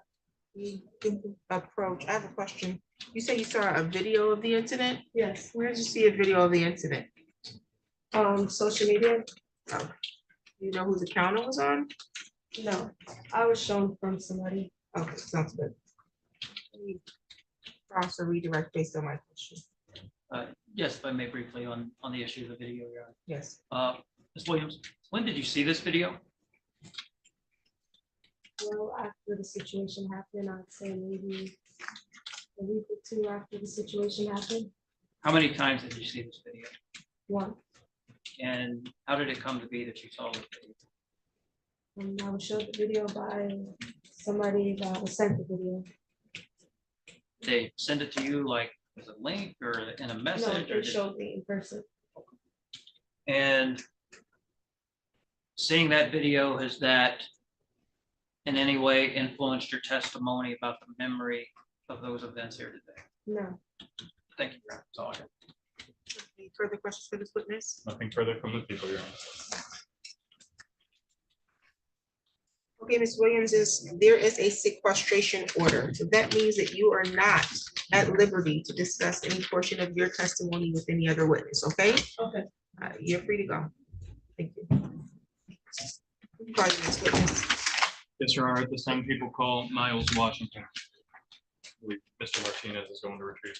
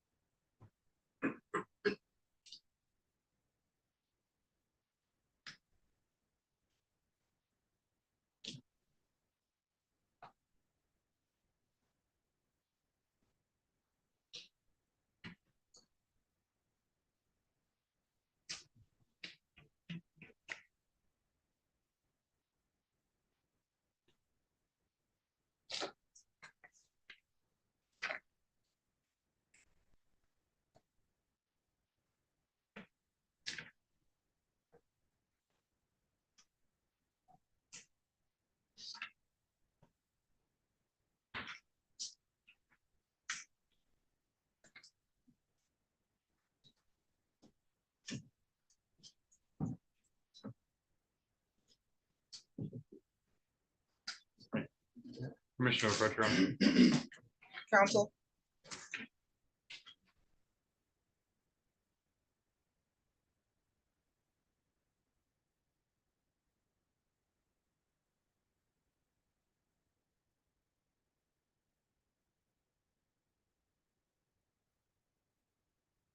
the record.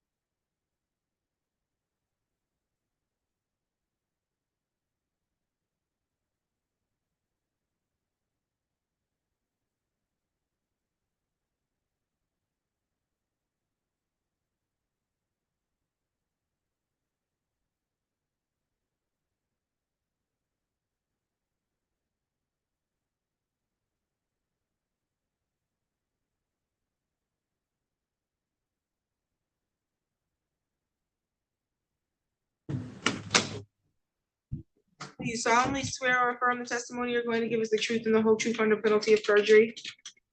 Okay, you can face that microphone. That microphone in front of you, it does not amplify your voice for me. So you need to speak loud and clear so that I can hear you. That microphone is supposed to pick up your sound so that the lady behind you can make a record of everything that's being stated here today. So all your responses must be, again, loud and clear, and they must be verbal, okay? Okay. If you hear an objection from either attorney, you'll stop speaking. I'll make a ruling on that objection, okay? Okay. State your first and last name, spell both. Miles Washington. Spell them both. MYLESWASHINGTON. You can see, counsel. Thank you, Your Honor. Would the court like me to retrieve the exhibits on the bench? If, to the extent that you need them, otherwise they can. Okay, I just thought you were putting them there for me. Good morning, Miles. How old are you? 21 years old. How old were you in July 7th of 2024? 21. Are you still in school? Do you work? What do you do? No, I'm not in school currently, or I'm not currently working. I was seeking employment before. So, Something caused you to not be able to get a job, huh? Right. What's that? yeah, incident What incident is that? with my leg. When you cut right to it, you walked in on some crutches and you got an injury to your leg. How did that happen? How did I get injured? Yeah. Being shot. Getting shot. How many times? 3 times. 3 times. Where? In my legs. Both legs. You know who shot you? Yes. Who? Says You know his full name? Martez Anderson. You see him in the, well, how do you know Martez Anderson? Well, I know him since the incident. Since the incident. So you didn't know him prior to that? How did you figure out who Martez was?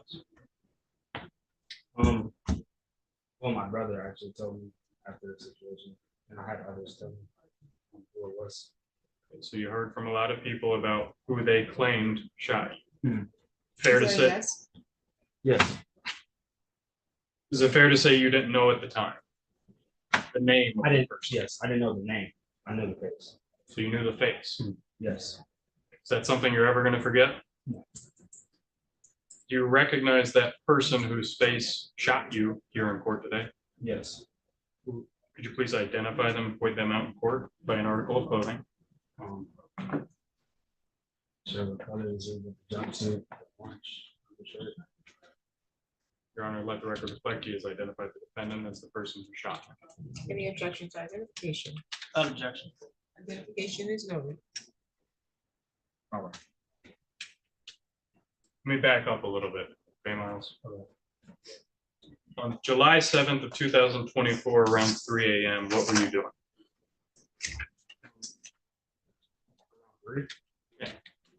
Was I at the party? What were you doing on the early morning hours of July 7th? Oh, the early morning. Sure. Um. After midnight. Okay. Yes, I was at the party at midnight, around midnight, like after midnight, right? Yeah, after midnight. What were you doing on July 7th from the hours of 1 a.m. to 3 a.m.? At the party.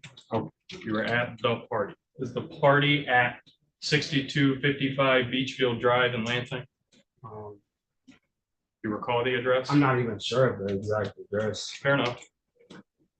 Whose house were you at?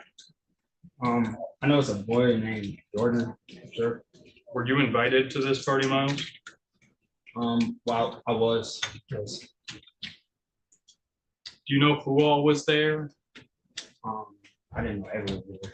There was a lot of people there. How many people were there? Do you know? Maybe over 40. Who were you at the party? I initially went to see my brother and my cousin that was there. Who's your brother and your cousin? What are their names? Tyler and Tina. And I might have missed it. I know I asked you it already. Do you know whose house you were at? Yes. Whose house? Jordan. How long were you at this party about? Do you remember? I don't remember, but I guess I can, If you had to guess what? like how long I was there. How long? Um, More than an hour? I'll say that yes. Were you drinking that night? Very lightly, yes. What do you mean by very lightly? Everybody's got a different definition. 2 shots, maybe. 2 shots of what? Um, Did those 2 shots of tequila in any way impair your memory? No. Did they impair your ability to see things around? No. Did they impair your ability to understand things that were going on? No. Did they mess up what you thought you saw or what you think happened that night? No. Do you know Anaya Williams? Yes. How do you know her? We dated in the past. Are you dating again? Yes. All right. Let's fast forward a little here now. You're at the party, you've had a couple shots. At some point, does a group of guys show up? No? So they were already there. Yes. Okay. Do you know who I'm referring to when I'm talking about this group of guys? Yes. How do you know? Um. Did somebody jump you? Yes. Would it be this group of guys?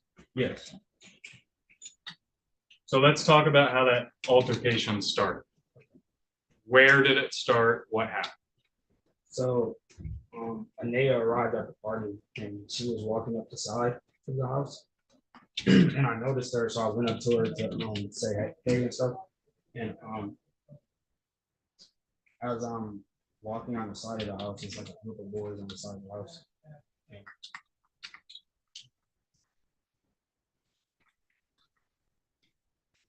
I noticed like kind of like one of them was kind of like mean mugging and stuff.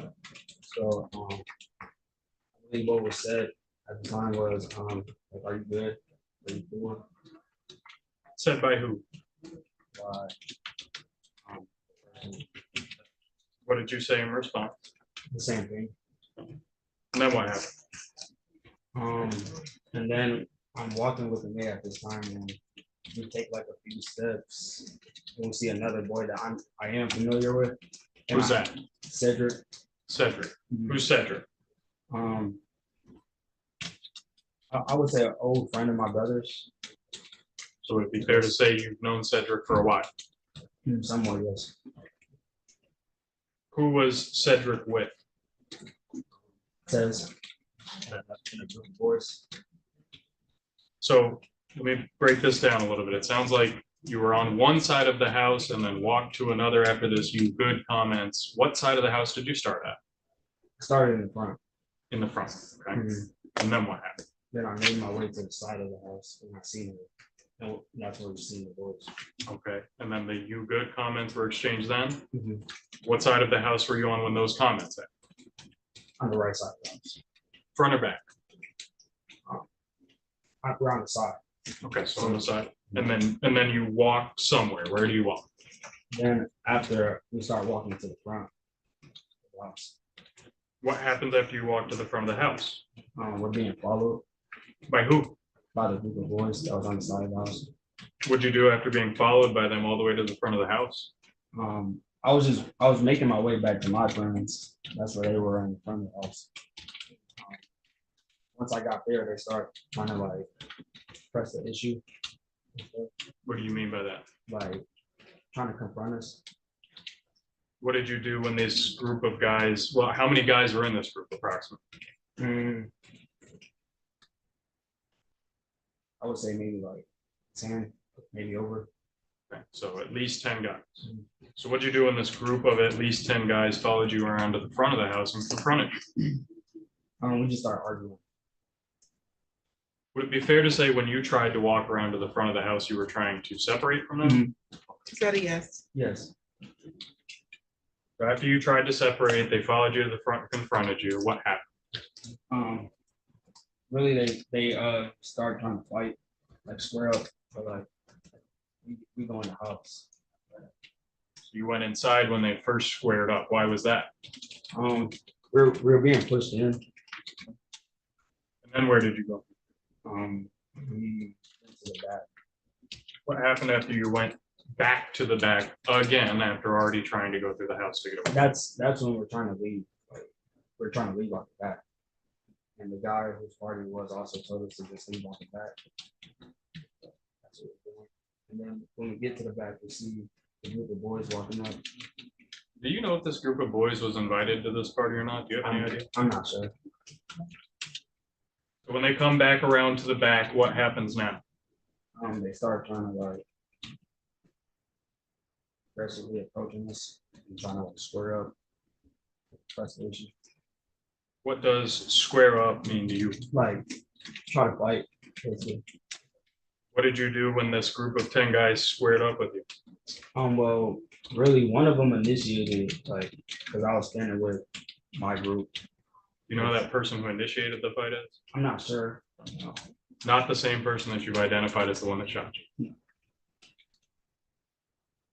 But it was a bunch of them though. Tell me a little more about that. So it was like, my friend was to my right, and there were boys that was like running up on him. Who's your friend? My job. Trell was to your right, and the group of boys ran up on him. What'd you do? I'm like defending. So you jumped in to help out your friend? Yes. How many guys were approaching you and your friend trying to fight? Maybe around 10 or more. How many of you were there? Just you and Martrell? So 2 versus 10. Yes. Did the fight happen? Fight happened? Would you even call it a fight? What would you call it? Jump. Call it getting jumped. How many people jumped you?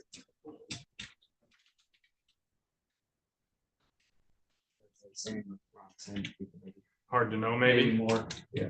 What was happening to you? Could you describe what getting jumped? What was happening? I mean, well, as I'm trying to defend myself, it's like overwhelmed with too many people, obviously. Getting stomped, kicked from the back. Like, my head was getting banged in from the back. All angles. Fair to say that you probably don't know exactly who threw what punches or kicks or things like that when you were on the ground? Yes. Do you know anyone that participated in it? Just a few. I'm not sure of like other names. Who? Some of the people we've already named? Yes. Cedric and the defendant? Yes.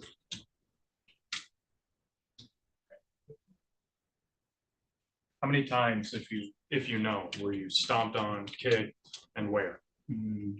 I mean, it was like everywhere. Not a specific place. So kicked and stomped all over.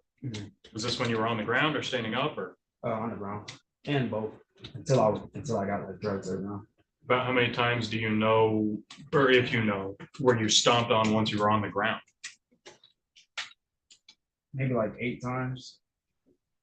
At some point, was the fight separated, or were you able to get away? Yes. What happened, or how did that happen? And they actually like got on top of me, like covering me and stuff. After a little while after that, they eventually let me up. What happened after you got up?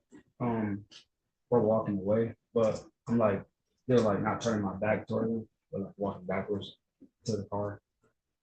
So you said you didn't turn your back towards him. Who's him? No, them. Them. Who's them? The group of guys?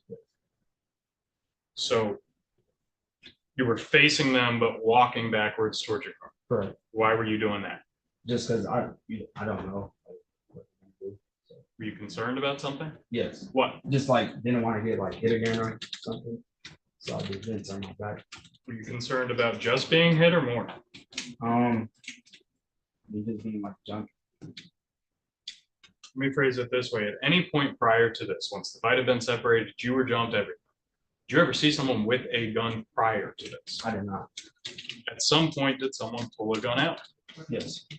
Explain that to me. So as I'm like backpedaling, going back to my car, I'm standing with my trail, my friend on the side of me, and it's like most of them stayed back, but like 2 of them came up to us, like still like following us. Who were those 2?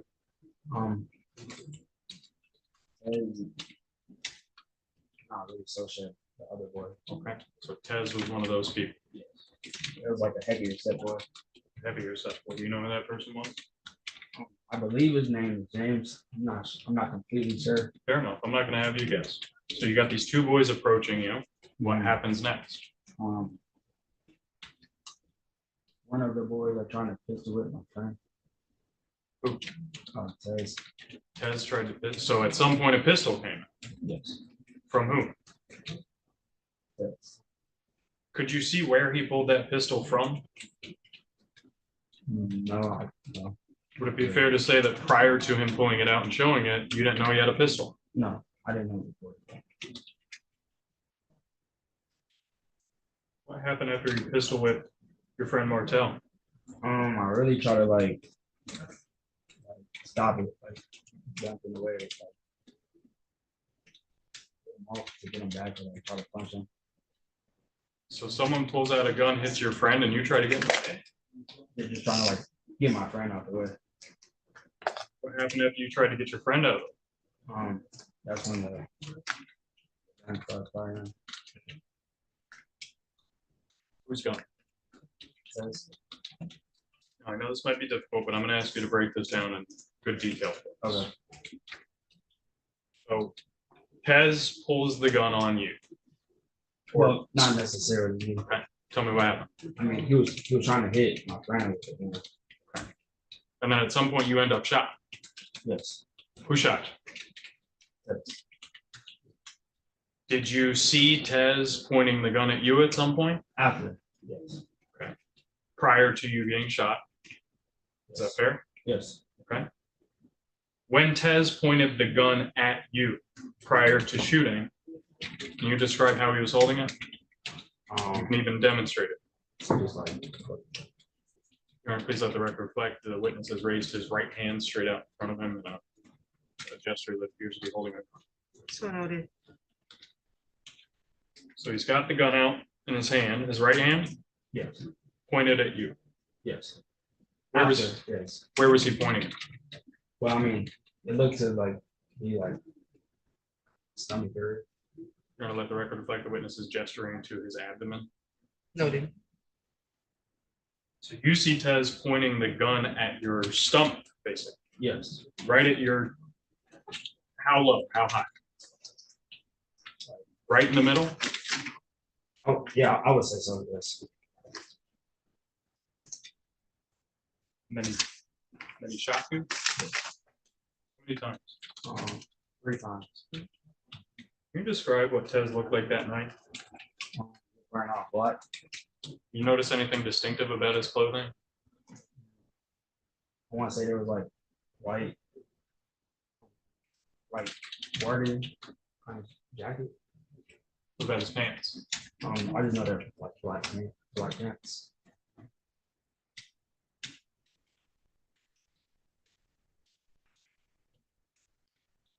Miles, at some point, did you observe some videos about this incident? Yes. How did you see those videos? Well, how many videos did you see? I seen 2 videos. How did you see those videos? My brother, my older brother. Your older brother, what's his name? Cameron.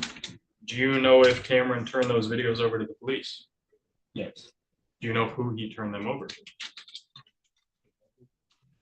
Detective sitting right here next to me? Yes. Okay. How long are those videos? Do you recall? I'm not sure. Would it be fair to say there's one longer one shorter one? I believe so, yes. Okay. If I showed you those videos again here today, would you recognize them? Yes. Your Honor, I think permission to approach the witness and play off my laptop first might be the best way to do this. No problem. Granted. I've already shown both the exhibits on here. They're going to be People's Exhibit number 1A and 1B to Mr. Austin. Go to the witness before publishing the report. I approach you with this flash drive here. It's got a couple videos on it that I believe might be the ones you're talking about. I'm going to play portions of these videos and you just tell me if you recognize. Okay, we can watch the whole thing.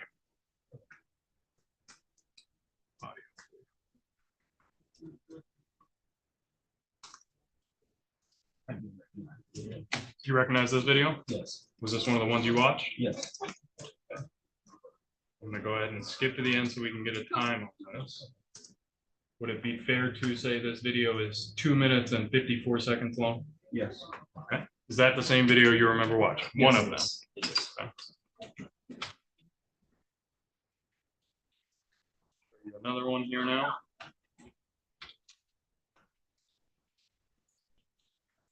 You recognize this video? Wait for you. Yeah, this is it. Okay. This video is a lot shorter, fair? Yes. This video is 21 seconds long. Is that right? Yes.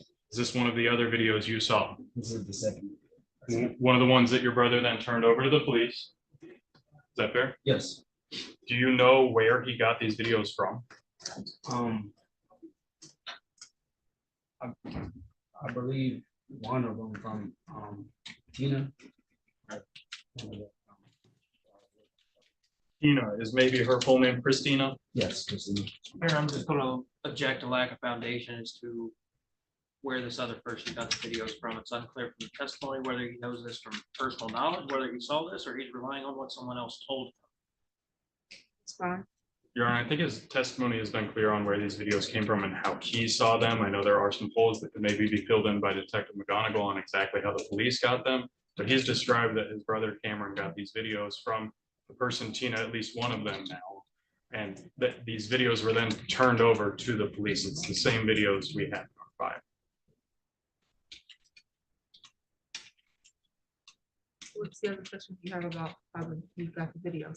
Well, it's unclear when he's saying Tina gave the videos to Cameron.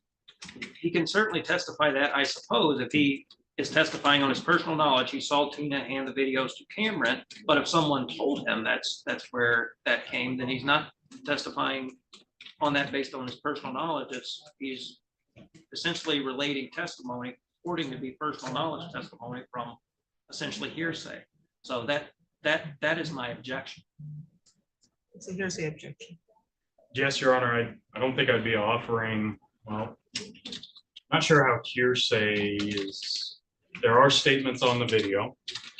Yeah, I think that the hearsay objection is his testimony about how he got the video or where the video came from. Or yes, and if I may clarify that, Your Honor, he is testifying Tina gave the videos to Cameron. And Cameron allegedly told him this. Or maybe. Or he somebody else witnessed- told him. Maybe he witnessed But we don't that. know. We don't know, but I think we need some type of foundation I as to agree. how he knows that, whether it's on personal knowledge or through third-party information before he can testify to that. Yes, Your Honor, I can lay some more Objection foundation. Thank you. Let's talk a little bit more about these videos, Miles. So you got them from Cam, or did you ever even get them, or did Cameron just show them to you? I did eventually get them. From Cameron? Yes. Cameron got them from Tina? Yes. How do you know that? I mean, they both told me. I'm gonna object to hearsay. Did you want to respond to the objection? No, Your Honor. Objection I'll sustained. rephrase. Thank you. Have you seen these videos yourself? Yes. Do they fairly and accurately depict the events of that night? Same. Like, Do they show what happened then? yes. From what you remember, from your personal observations? Yes. These videos, how, do you know how Tina got access to them? Was it on someone's social media or? She recorded. She recorded. So one of the videos is from Tina's phone. Okay. So again, I'm gonna object, Your Honor, to lack of foundation. Is that because Tina told him that, or is that because he witnessed that? Attempting to lay the foundation, Your Honor. Okay, well, we'll ask him how he knows that. We'll hold the objection for now. Did you see people with phones out while all of this was happening? Yes. Was Tina one of those people? Yes. Was it, based on your observations, was Tina recording this when it happened? Yes. Did you then get that video from Tina through Cam? No. How did you get the video? I got the video from Cam. But Christina is also my cousin. And these videos, as far as you know, were turned over to the police? Yes. Christina is your cousin, you said? Yes. Did you have a conversation with Christina about these videos at all ever? Yes. Okay. And did you ask her, did she record these videos? Yes. Did you ask her to send them to you? No, I didn't. Okay. But did you talk to her about her sending them to Cameron? How do you know she got it from Cameron? I mean, she sent them to Cameron. They talked. Cameron.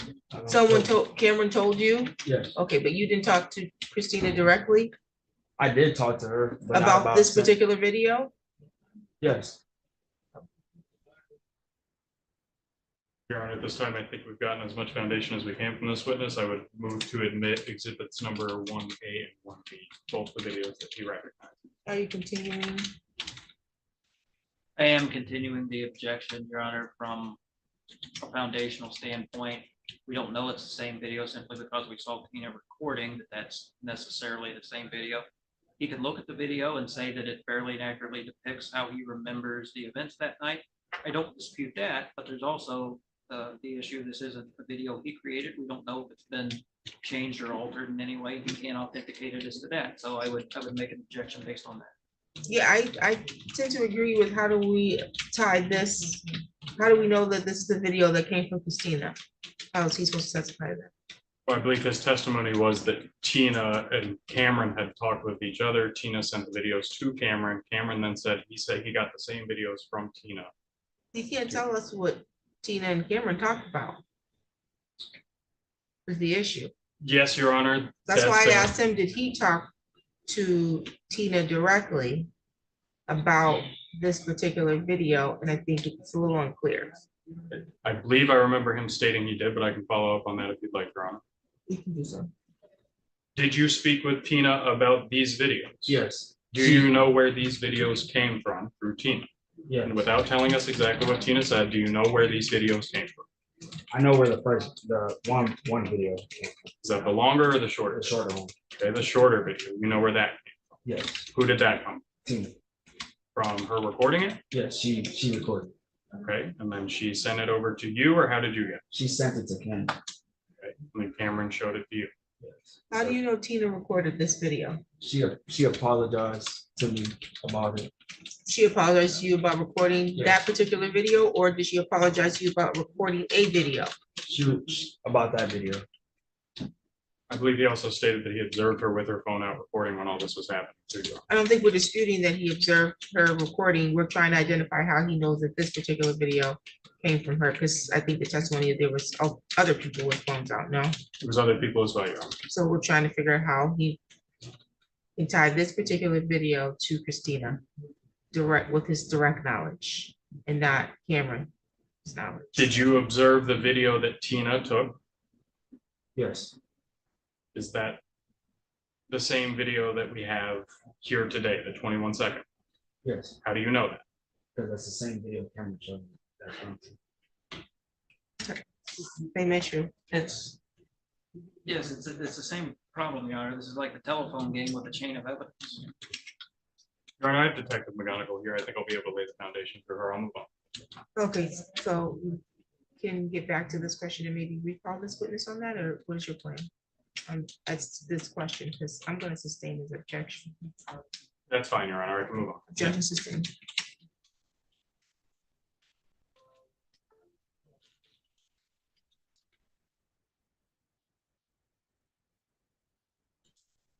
After you were shot, what happened?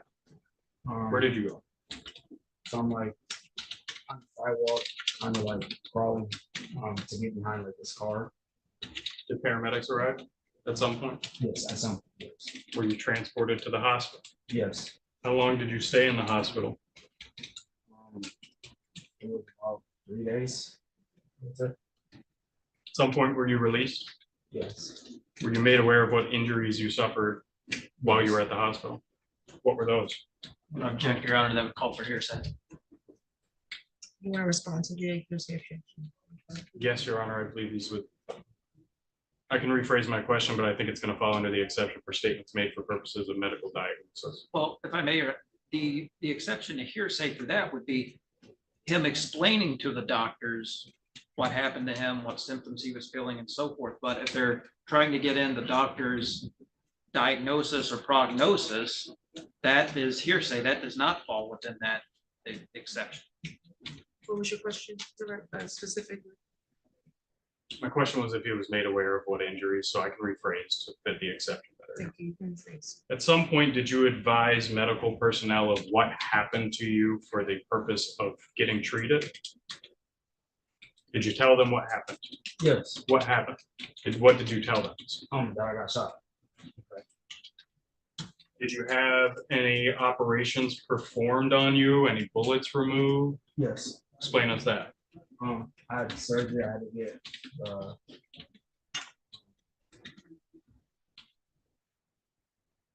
pieces of the bullet fragments removed. How many? I'm not sure exactly how many. It was just like a bunch of like pieces. How many wounds do you have? Well, we counted like both sides. It's three. How many injuries? Three. Okay. Where? In my in my thighs. Which side? So I have one on my right thigh, one on my left thigh, and then one like in the knee area of my left thigh. How did you feel after being shot at the hospital? Were you concerned? Were you scared? Explain to us how you felt. Yeah, I was scared. Why? Concerned. Because really, I didn't know exactly where like all I was shot at that time.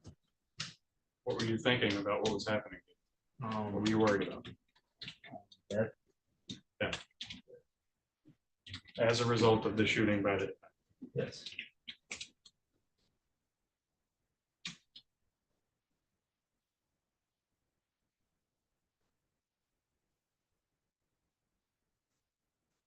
No further questions for this witness at this time. Thank you, Your Honor.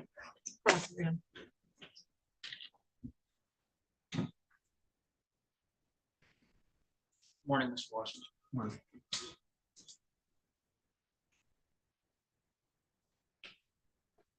So I understand that you arrived at this party. Was it kind of dying down at the time by the time you got there? Did it still seem to be ongoing? I would say it was ongoing. Yeah. Okay. And you said you were invited, but you were not invited by the person hosting the party. Is that correct? Correct.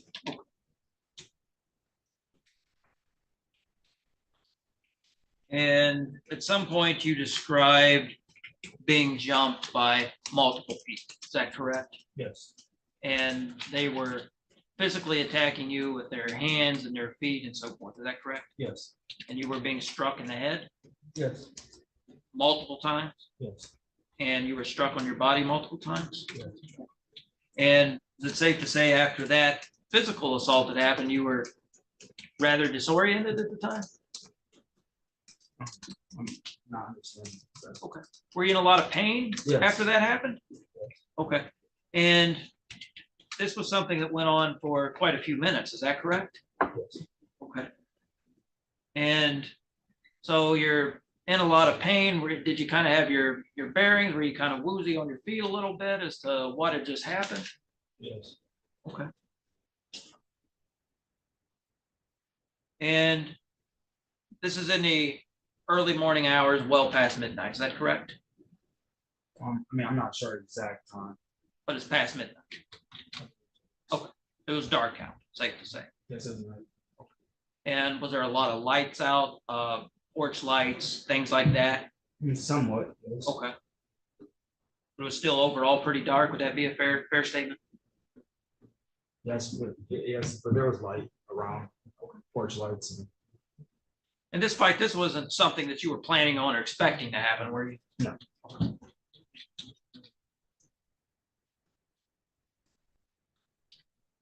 Would you say that you were kind of shaken up from that event? Yes. Okay.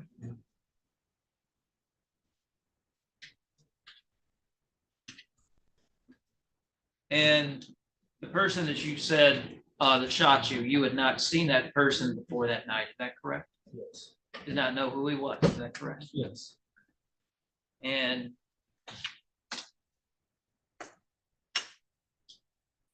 approximately how many people were around at the time when the shooting occurred?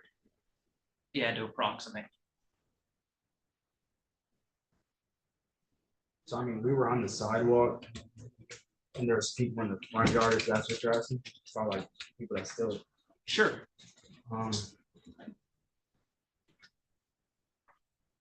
I'll say there was over 20 people. Had- And a mixture of male and female? Yes, And were there teenagers there? I believe so. People your age, like young adults, young 20s? Yes. And were there multiple people there dressed in dark clothing? Yes.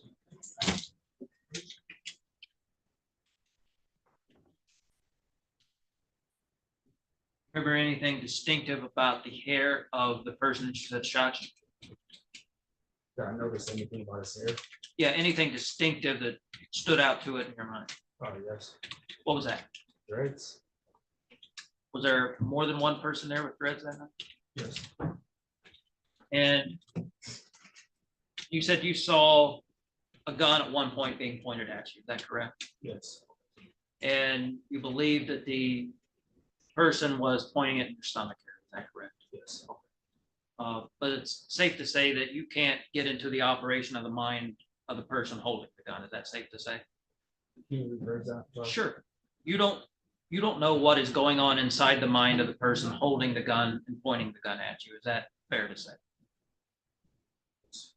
You don't know what that person was thinking or what that person was intending to do, is that correct? I mean, I can.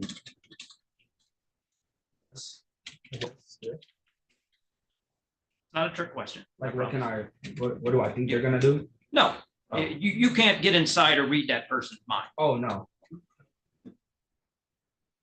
And is it safe to say when you saw a gun pointed at you, that was a rather startling event for you? Yeah. First time you'd ever experienced anything like that? Yes. And a rather frightening moment, would that be correct? Would I be correct in assuming that once that happened, your focus was on the gun more so than it was on the person holding the gun? My focus on the gun instead of the person?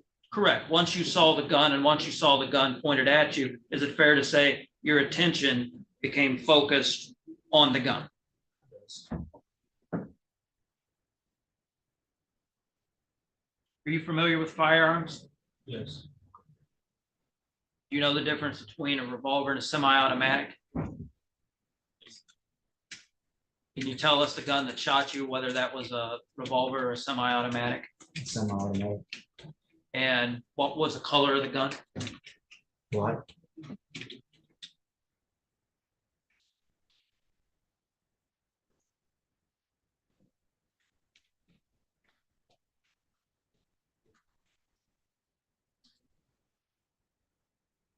And you are currently in a relationship with Anaya, is that your testimony? Yes. And she was there that night as well? She was.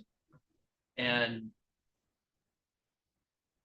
towards the beginning of your testimony, was I correct? It sounded like you were saying that she was trying to physically intervene while this fight was occurring? Yes, she was trying to break it up. Was she successful in doing that? No.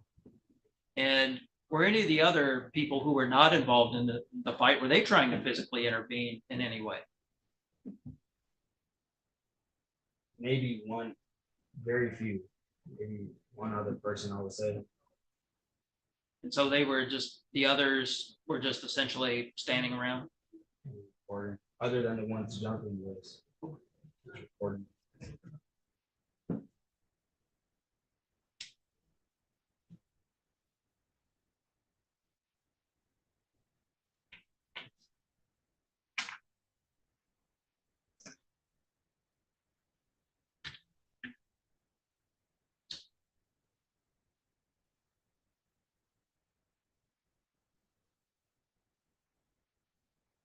And did you, the police at some point responded after you were shot, is that correct? Yes. And you spoke to the police on scene, is that correct? Not really. Are you saying you never gave a statement to the police prior to being transported to the hospital? So before I went to the hospital? Correct. And when was the first time you remember speaking to the police? As far as giving a statement Correct. in the hospital. Was it that same day or that same early morning, or was it a different day and time in the The hospital? same early morning, when I got- right when I left got to the hospital.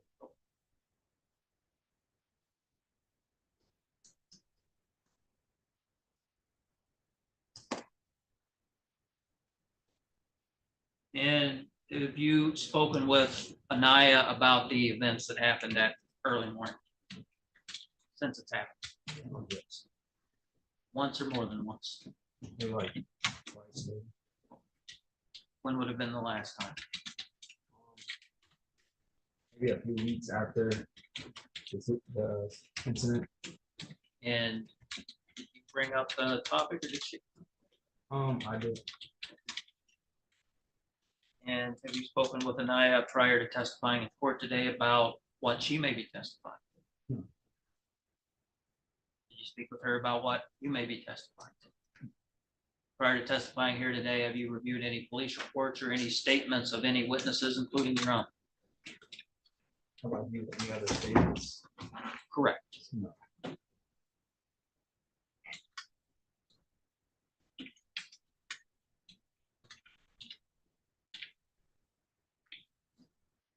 Thank you, Your Honor. That's all the questions I have. Yes, Ron. Mr. Washington, on cross-examination, you said something about the defendant's hair. How is that distinctive? Is he the only person that had dreads? Is he the only one? Yeah. At the party? No. Or in the group of guys that jumped you? No. So what's distinctive about him versus these other people? Oh, no, I guess, I mean, it'll be the same one. Sorry. That's okay. Do you have any reason to doubt that you know who shot you? I'm sure. Yeah. No. Who shot I know who shot. you? How do you know that? On my scene, sir. You were asked about whether or not you know someone's intent when they pull a gun on you. You stated you were familiar with firearms, right? Yes. Are firearms dangerous? Yes. You take a gun out and point it at someone, what are you intending to do? If I, Yeah. I couldn't see myself doing it. Fair enough, but let's say you did. What would your intent be? Probably shooting someone. Shooting just to hurt or what? Especially if you point right at their stomach. Your Honor, I'm gonna object to the hypothetical. To the Relevant. I think it's relevant towards what state of mind and intent was used, but I can move on if you'd like, Your Honor. Objection sustained. How close was Martez to you when he shot? I'll say about almost arm's reach. Almost arm's reach. So I'm gonna have permission to approach, Your Honor? Yes. I'm gonna approach you. I'm gonna start right here, okay? Right in front of you. I'm gonna walk backwards. You tell me to stop when I am as far away from you as Martez was when he pointed the gun. Right here. So if I've got my arm Maybe out, another step back. maybe another step, okay? So if I've got my arm out, I've got a gun in my hand. How far away is that gun from you? Like 4 feet. Okay. Now, understanding that I might not have the same arm length and all that as the defendant, about how far was that gun from you when he pointed it at your stomach? The same distance. 3, 4 feet? Yes. Pointing right at your stomach. Yeah. And then he fired how many rounds? Do you know? What I heard, like 3, as far as I heard. And you ended up with 3 bullets. Yes, but I believe it was more so. I'm not sure exactly. My ears went like out at the time. You described him as using a black semi-auto gun. Was this a handgun, a long gun? Handgun. Handgun. You know anything else about that gun he used?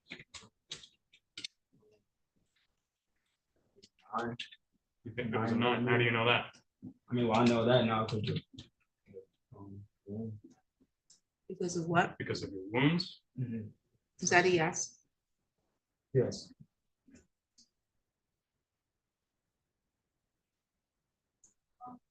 Thank you. I have no further questions for this witness, Your Honor. I just have a follow-up on that, Your Honor. Follow up on The last question he asked on redirect. which was, how did he know it was a 9 mm? Correct. And Mr. Washington, when you were viewing the gun that was pointed at you, you couldn't tell just by looking at it whether it was a 9 mm or what kind of caliber gun it was. Is that correct? Correct. Thank Okay. Okay, Mr. Washington, I'm gonna advise you that there's a sequestration order, so that means you're not at liberty to discuss any portion of your testimony with any other witness, okay? You may be excused.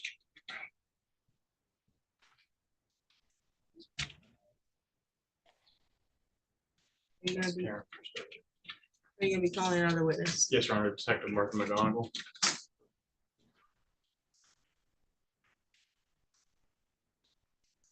I anticipate it to be around 30 minutes, if that. A 5-minute recess.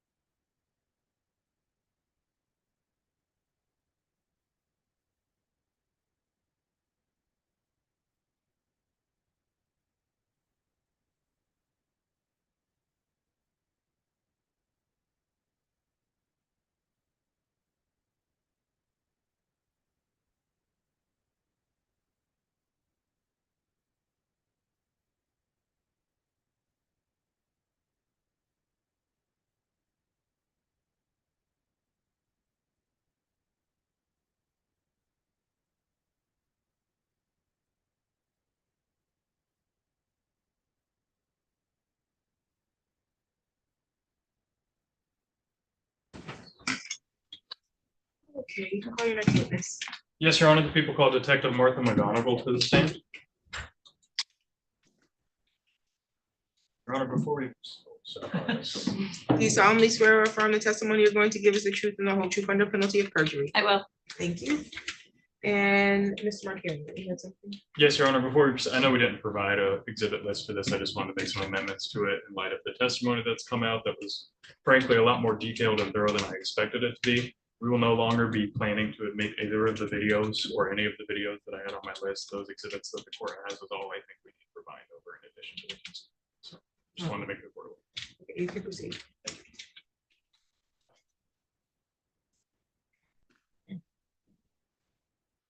Good afternoon, Detective McGonigal. Thank you for being here so long. Where are you currently employed? Lansing Police Department. What's your assignment, rank and assignment? I'm assigned to the Detective Bureau as a detective. How long have you worked for the Lansing Police Department? 23 years, How long have you been a detective? 9 years. Could you briefly summarize what experience you have in the field of investigating crimes, things like that? Sure, I'm currently assigned to the violent crime team that works on violent crimes within the city of Lansing. What is the violent crime team? Is that a special assignment? It's not, it's just kind of a division within the Detective Bureau. Do you have to go to through some additional training or anything like that to get on the violent crime team? No. Are you certified as a law enforcement officer still? Yes. Detective, I'll get right to it. On July 7th, 2024, were you assigned to a shooting? I was.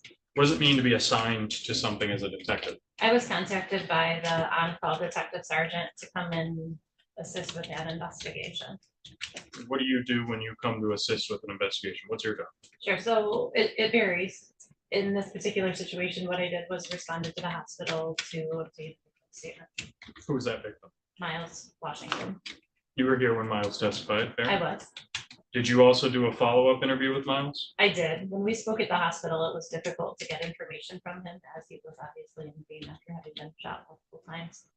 He was struggling with needing medical care, and answering my questions wasn't high on his priority. And in your opinion, as an investigator, did Miles testify here at court today any way different or inconsistent with the things he told you? Not at all. Did you interview Anaya Williams? I did. In your opinion, did she testify any differently to what she told you? She did not. Any glaring inconsistencies, anything like that? Nothing that I said. Sure, I'm just going to object to those questions. I think it goes to bolstering the prior witnesses' credibility, which I think is permissible. Would you want to respond to the objection? Yes, Your Honor, I'm not using it to bolster credibility. This is simply to show that steps were taken to corroborate the statements that were given. I'm just trying to identify what statements were given and the fact that they were corroborated. But I'm fine with striking those if you're qualified. They're not necessary. To the extent that they're given to show corroboration of the testimony, I'll allow it. So you arrive on scene or at the hospital to take a statement from Miles. What do you do next steps when it comes to corroborating the statement he give you or finding a shooter? So a lot of what happens in those first few moments are what road patrol actually does to lend the investigation later. I know that witnesses were spoken to, a neighborhood canvass was conducted. There were officers that responded to the scene itself, attempted to make contact with party goers that were still on location there. At some point, did you receive videos of this whole incident or altercation happening? I received videos, but I don't know that they were in their entirety. Okay. Who did you receive those videos from? Cameron, Washington. Did you turn them over to the police department? Did you have to go find them? How did that work? No, I simply called him and he sent them immediately. Did you also review some Facebook posts and things like that? Yes, I did. You've seen the exhibits that were entered on the record here today? I did.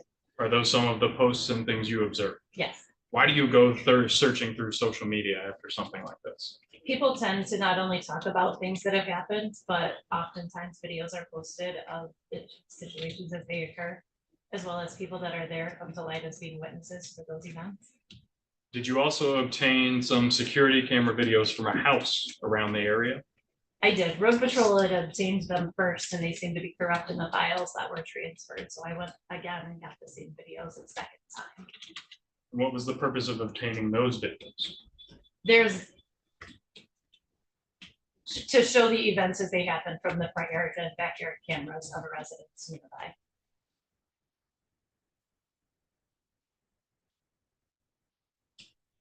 How do you go about identifying a suspect in this case?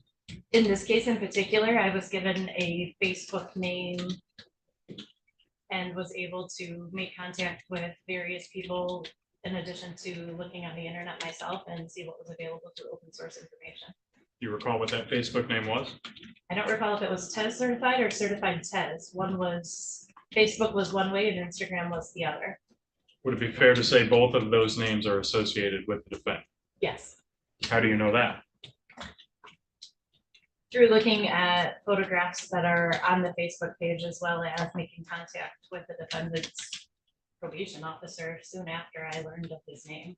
Tell me a little bit about that contact with the officer. Sure, so I learned of a relationship that a probation officer had with Mr. Anderson and asked if they were able to provide any social media accounts for Mr. Anderson. They provided the same accounts and was able to look at the account and tell me that the person in those photographs are in fact Mr. Anderson. So you got videos, you've got Facebook accounts, and you've got someone who knows Mr. Anderson saying that those pictures are him. What do you do next? At this point, I had already made contact with Miles, who was able to identify him by name of the Facebook account. And the person that has had regular face-to-face contact with him told me yes, that's in fact the same person. And did Anaya Williams also provide an identification to you? She did. Who did she identify? Mr. Anderson. What did you do as a result of these identifications and the severity of the situation? Did you make any arrests? There was an arrest made. I did not personally make it. Who was arrested? Mr. Anderson.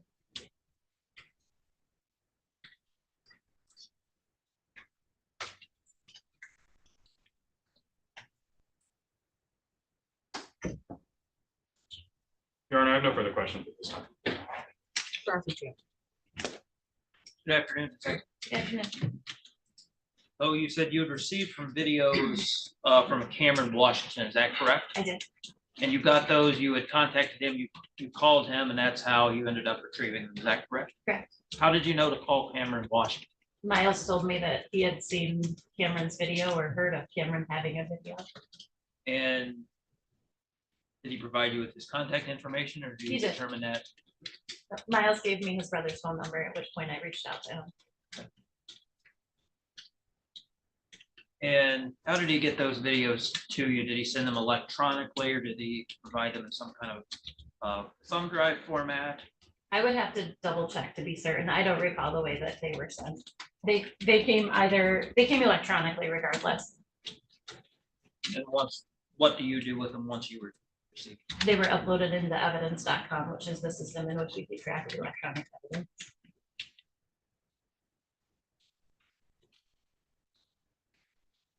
And I believe you said at one point in your investigation, you were given a Facebook name of an account for someone who you believed or later determined to be Martez Anderson. Is that correct? Yes. Who provided you with that name? Multiple people.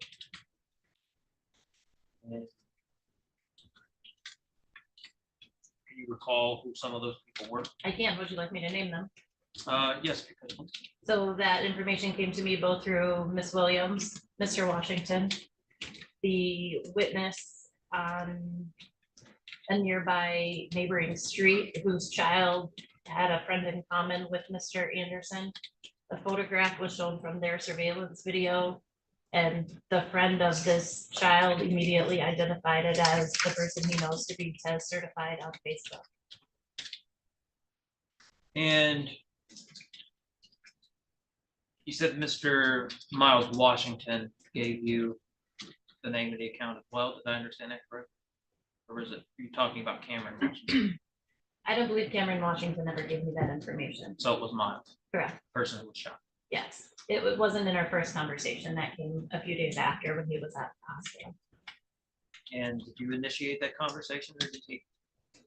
I initiated a conversation with Miles, yes. Okay.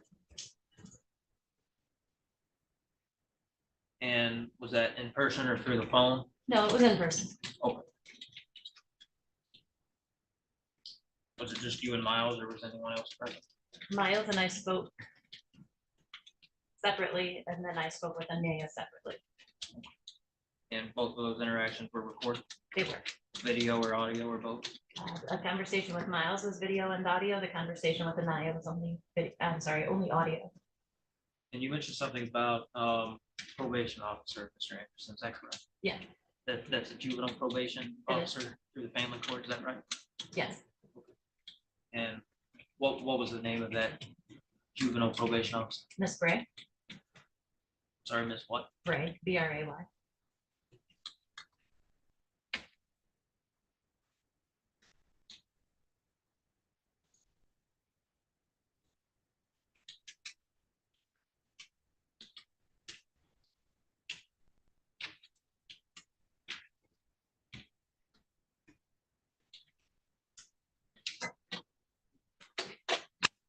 And did you say at one point Mr. Miles Washington was able to provide you the name of Mr. Anderson as well? He provided the Facebook name. Okay, but not his actual name, just the social media account. He knew part of this name. And did you have questions or follow-up questions with him about how he learned that information? I'm not asking you to disclose the contents of that discussion, if any, but did you have that conversation with him as to how he did that? I'm sorry, can you repeat your question? Sure. Did you discuss, once Mr. Miles Washington gave you that social media account name, did you ask follow-up questions as to how he learned of that? Yes, I asked him questions. About that particular issue? As to how he learned? I don't know that I asked that specific question. Okay. Thank you, Your Honor. That's all the questions I have.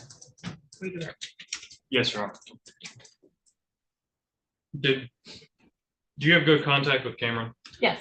Cameron Washington? Yes. Did we discuss the possibility of calling him down here right now during the recess? Yes. Did we decide against that? Yes.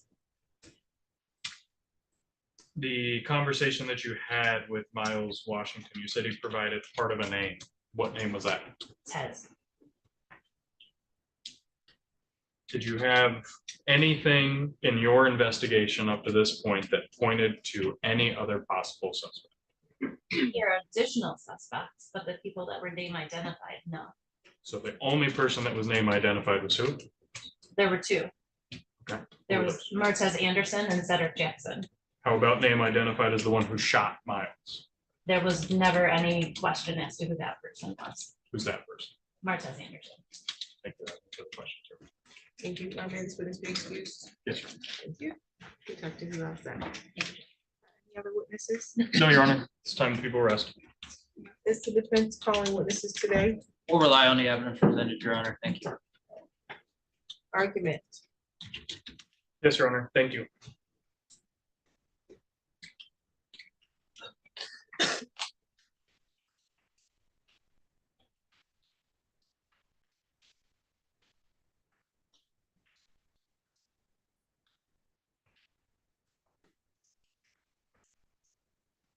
Your Honor, as you are aware, we are here for a preliminary exam that requires a probable cause standard. To bind this over on any and all counts or any counts that we seek to add, which I will be doing, we simply need to maintain that a felony was committed, that this person is the one who did it by probable cause. We have to specify and obviously meet the elements of those felonies, but Your Honor is well aware of all those things. At this point, based on the testimony we've heard from Anaya Williams, Miles Washington, and Detective McGonigal, Your Honor, I think there is more than sufficient to meet probable cause to bind over the defendant as charged on all counts. However, based on the testimony we heard, I will be seeking to add 2 additional charges. First, and I'm not sure how the court would want to address this, it could be an added count 4, but it would be in the alternative as well. So it would be an added count 4 for assault with intent to murder. That's criminal jury instruction 17.3. To prove assault with intent to murder, jury instruction makes clear we need to show that one, the defendant tried to physically injure another. Two, that when he did it, he had the ability to commit, or at least believed he did, cause an injury. And three, that he intended to kill the person he assaulted when he did. We have heard plenty of testimony about the defendant's intent to physically injure another person. He not only jumped this person and participated in it, or it was at least identified as some of the people that participated in it. Once the fight was separated, we heard from both eyewitnesses, Miles and Anaya, that after the fight was separated, Anaya actually got on top of Miles, trying to protect him more until he was able to get back up to his feet. After getting back up to his feet, Miles and Martell, two people versus a group of 10 that had already jumped them, tried to walk away. When they tried to walk away, the defendant and his friend Cedric and another potentially named James, it was a little unclear, but two people, whether Cedric or James, but definitely the defendant, approached him again. We met location on this offense, 6255 Beachfield Drive. It's in Ingham County in Michigan. We talked about how it's in the city of Lansing. The date's been covered, and this defendant has been identified by both witnesses and other corroborative witnesses through Detective McGonigal as the one who shot Miles. There's distinctive features provided, like the clothing he was wearing, the face he had, but mostly, and importantly, Your Honor, the face was described by both witnesses as the person they knew to be Martez. Anaya stated she had known him for years, that she had looked at him for at least, known him for at least a year or two, and that she knew this person's face. She identified the person who shot him as the defendant. Miles Washington also, whether it was through social media or through friends or whatever else, he ended up learning the name of this person.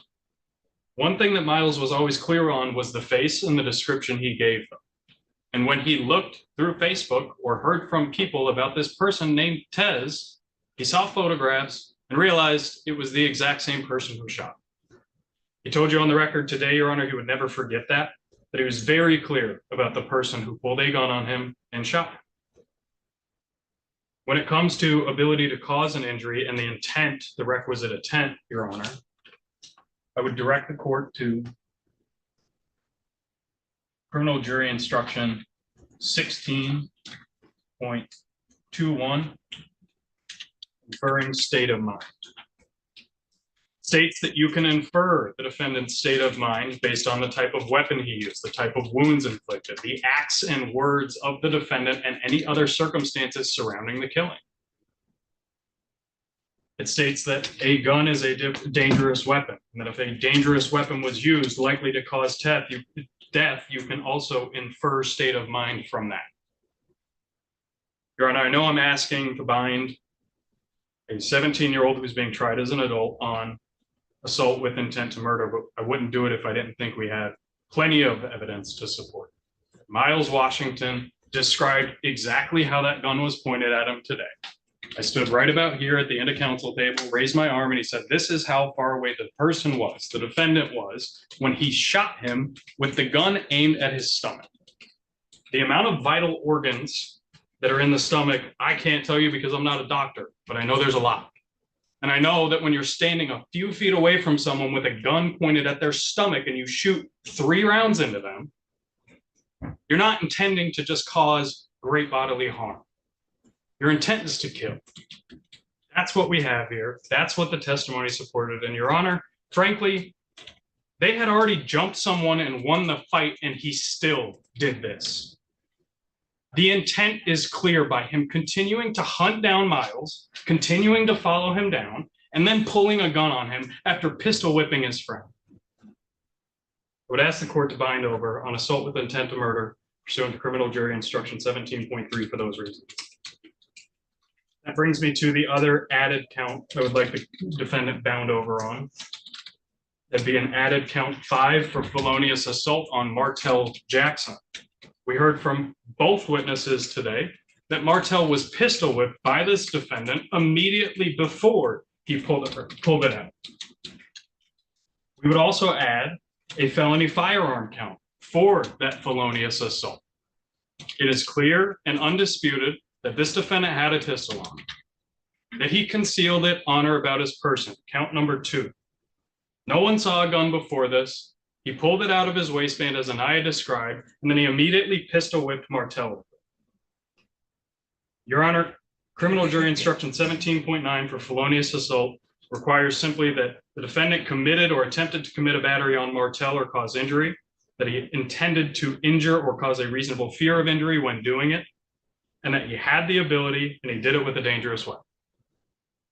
Pistol whipping someone with a gun is a dangerous weapon that would be a battery because the witnesses stated he made contact. And the defendant's intent to injure someone when you pistol whip them in the face with a gun, again, I'd refer back to inferring state.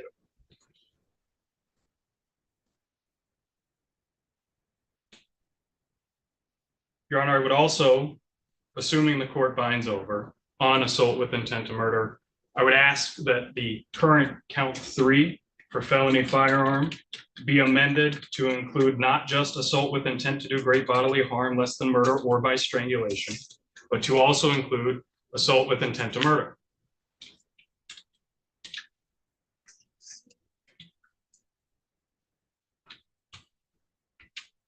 And depending on what the court rules, I may have another motion to make regarding defendant's custody. If Your Honor wants to hear that now, we'll wait until after. There's a request from the Ingham County Youth Center. So I will deal with bond at another time. That's Argument. for their argument. Thank you. Thank you, Your Honor. Understanding, of course, that the burden at this stage is probable cause. That is the lowest burden of proof that there is. However, it is a burden that people must meet. A few things I think to point out about this, Your Honor. We have a situation where there was a party, or the party was dying down in the early morning hours, well past midnight. It was dark. There was this melee, there was this physical assault with numerous people where Mr. Miles Washington described being attacked, pummeled, hit, kicked in the head. He agreed with me that certainly this was an unexpected, startling event. I think anybody that had just gone through that would in some way be disoriented, not quite have their bearings around. The point of emphasis on that, Your Honor, is that there were a lot of people there. There was a lot happening. It was dark. It was unexpected. There was a whole bunch going on. Mr. Anderson wasn't the only one there in dark clothing. He wasn't the only one with dreads in his hair. The reason why I emphasize that, Your Honor, is it is quite possible that in all that excitement, the witnesses may not be pointing out the correct person who did this. And doesn't mean that they have to be intentionally lying about it, but there was a whole lot going on for everyone to comprehend during this big situation. So that is point of emphasis number one. Now, certainly the court could determine that that is a question of fact and credibility for a circuit court trier of fact to conclude. I understand that. As it relates to the request by the people to essentially increase the charge from the assault with intent to do great bodily harm less than murder to assault with the intent to commit murder, the evidence was as follows. If there is to be a bind over on that assault charge, Your Honor, I think as it is originally charged would be more appropriate. Certainly, if the shooter had the intention of killing Miles Washington, he had the ability to do so. Was standing very close proximity to him, but he testified that he was shot in non-violent areas. He was shot in the leg. That's where all the wounds were. There were not any accompanying statements by the shooter that was put in the evidence saying that he was going to kill him or words to that effect, which could help bolster the people's argument as it relates to intent. Essentially what they're saying, if what they're saying is legally correct, and anytime there is a shooting or anytime somebody is shot, then it would almost necessarily have to be assault with intent to commit murder.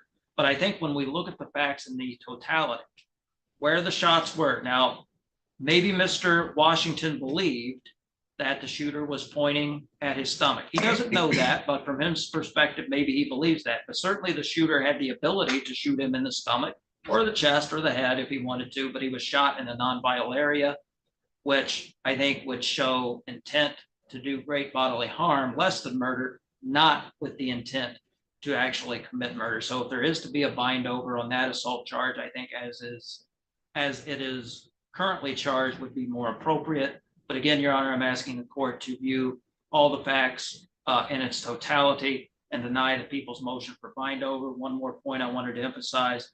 Mr. Washington said the shooter was essentially a stranger to him prior to this. He did not know him, did not know his name. So he wasn't able to identify him by name. He was able to give a description, but if he is later on able to tell the police the names of the shooter's social media accounts, it would necessarily have to be because somebody either told him that or implanted that information to them. So again, Your Honor, I'm asking the court deny the people's motion for bind over. Thank you. Any re-argument? All right, understand this was late at night and there was a lot of people going on, but the one thing that both witnesses were very clear about is whose face it was that shot Myers. No one disputed that. No one denied that of the witnesses that we heard today, and they were both incredibly consistent on that description. Another missing link, the fact that the Cedric person was always with him. And I had described that Cedric and Marquise are known to hang around. They were together at the party as they have been on many other instances. I know association does not mean identification, Your Honor, but it helps and it's corroborative. On top of, again, people stating that this was the person who shot. The intent to murder, Your Honor, it was described as the abdomen, described as the stomach, but where Mr. Washington was gesturing, if you remember, was pretty much middle of his torso. The heart's near there, the lungs are near there, the organs are there. Your Honor, intent to murder, I think, is very clear when you point a gun at someone's stomach and shoot them 3 times. Whether it's a flinch, someone bumped into him, or simply divine intervention, just because the bullets didn't end up in his stomach and he isn't dead, doesn't mean that wasn't the intent. The intent is clear, especially after, I'll reiterate, jumping him already, getting the fight separated, and then tracking him down some more.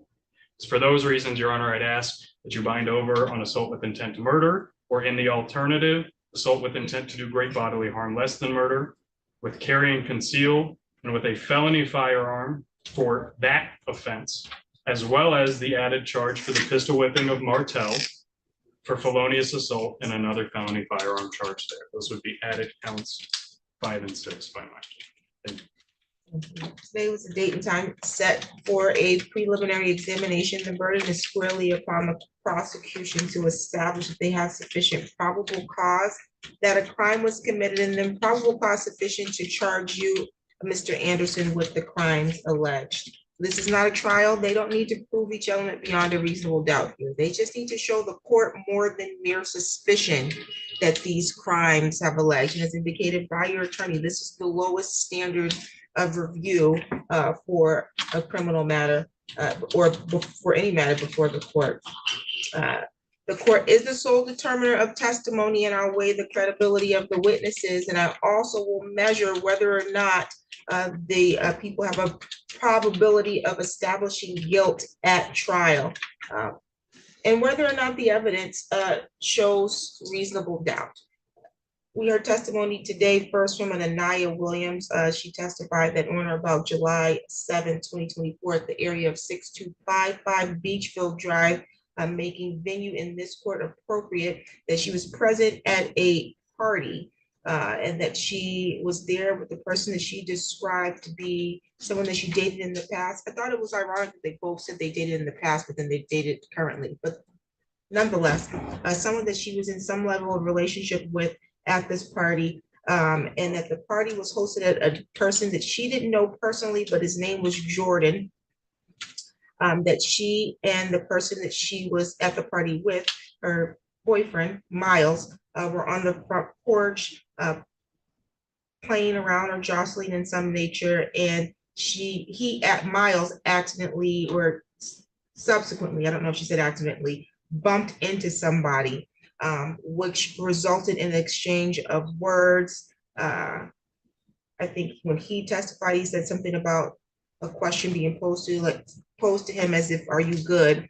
Nonetheless, she described that they were approached and followed from the side of the house back to the front of the house by approximately 10 male subjects, and that they approached Miles in an aggressive manner. That words were exchanged and that ultimately an altercation ensued, causing Miles to be dragged and kicked in the head, that she attempted to try to cover and protect Miles so that he could get back up. She testified that as they were walking or retreating back to the vehicle, that a person that she identified in this court as a person by the name of Tez, that she specifically saw him draw a firearm or a weapon with his hand. She said he pulled it out of his pants and that he tried to hit Martell with that weapon. When questioned by the prosecution as to whether or not she's familiar with the term pistol whip, she said yes to that question, that he attempted to pistol whip Martell, that as they were walking back, and he pulled out the firearm, she ran off. She did not see anything further, but she heard 4 gunshots, is what she testified to. She said she turned around after hearing the 4 gunshots, ran to Miles to help him. He was lying on his stomach and he had indicated that he had been shot. We then heard testimony, actually, strike that. Prior to calling the next witness, the court posed questions to the Williams and asked her specifically about the identification and how it was that she knew the person that she testified or identified as the person named Martez. She said she knew him prior to this date in question, that she had known him for at least over a year, and that she knew him through a person named Cedric, who was her sister's ex-boyfriend, and that she saw them two together on that day. She says she was able to identify Mr. Martez by his face or facial features as well as his dreads. We then heard testimony from Miles Washington, who indicated that he was present date and time of July 7, 2024 at 6255 Beachfield Drive, City of Lansing, Ingham County, State of Michigan, and that he ended up being shot 3 times in the legs. I think he later described it more closer to his thigh area, but that he was shot by an individual that he knew to be named as Tez. When questioned, he said he didn't know the individual's name prior to this incident, but that he was later told by his brother and other individuals what this person's name was. He was questioned as to whether or not he was able to facially identify the subject sitting in the court, identified as Martez Anderson. He indicated he was able to do so, and that he, upon question, would never forget that face and always would be able to recognize that individual. He testified and gave a story that was very close in nature, almost identical to the statements made by Miss Anaya Williams. Mr. Anderson is being charged here in count 1 with assault with intent to do great bodily harm, less than murder, or by strangulation. And to prove that at trial, the people would have to prove beyond a reasonable doubt, first, that the defendant tried to physically injure another person. Second, that the defendant at the time of the assault had the ability to cause the injury, or at least believe that he had the ability. Third, that the defendant intended to cause great bodily harm. Actual injury is not necessary, but if there was injury, you may consider it as evidence in determining or deciding whether or not the defendant intended to cause great bodily harm. Great bodily harm means any physical injury that could seriously harm the health or function of the body.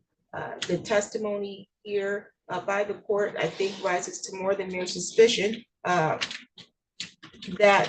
count 1 did occur, and that the person identified as Martez Anderson is the individual who committed that action. We have 2 separate witnesses, one who said that they were familiar with Martez prior to this incident, one who indicated that he could recognize this face even though he didn't know the name, and that was the person that shot him.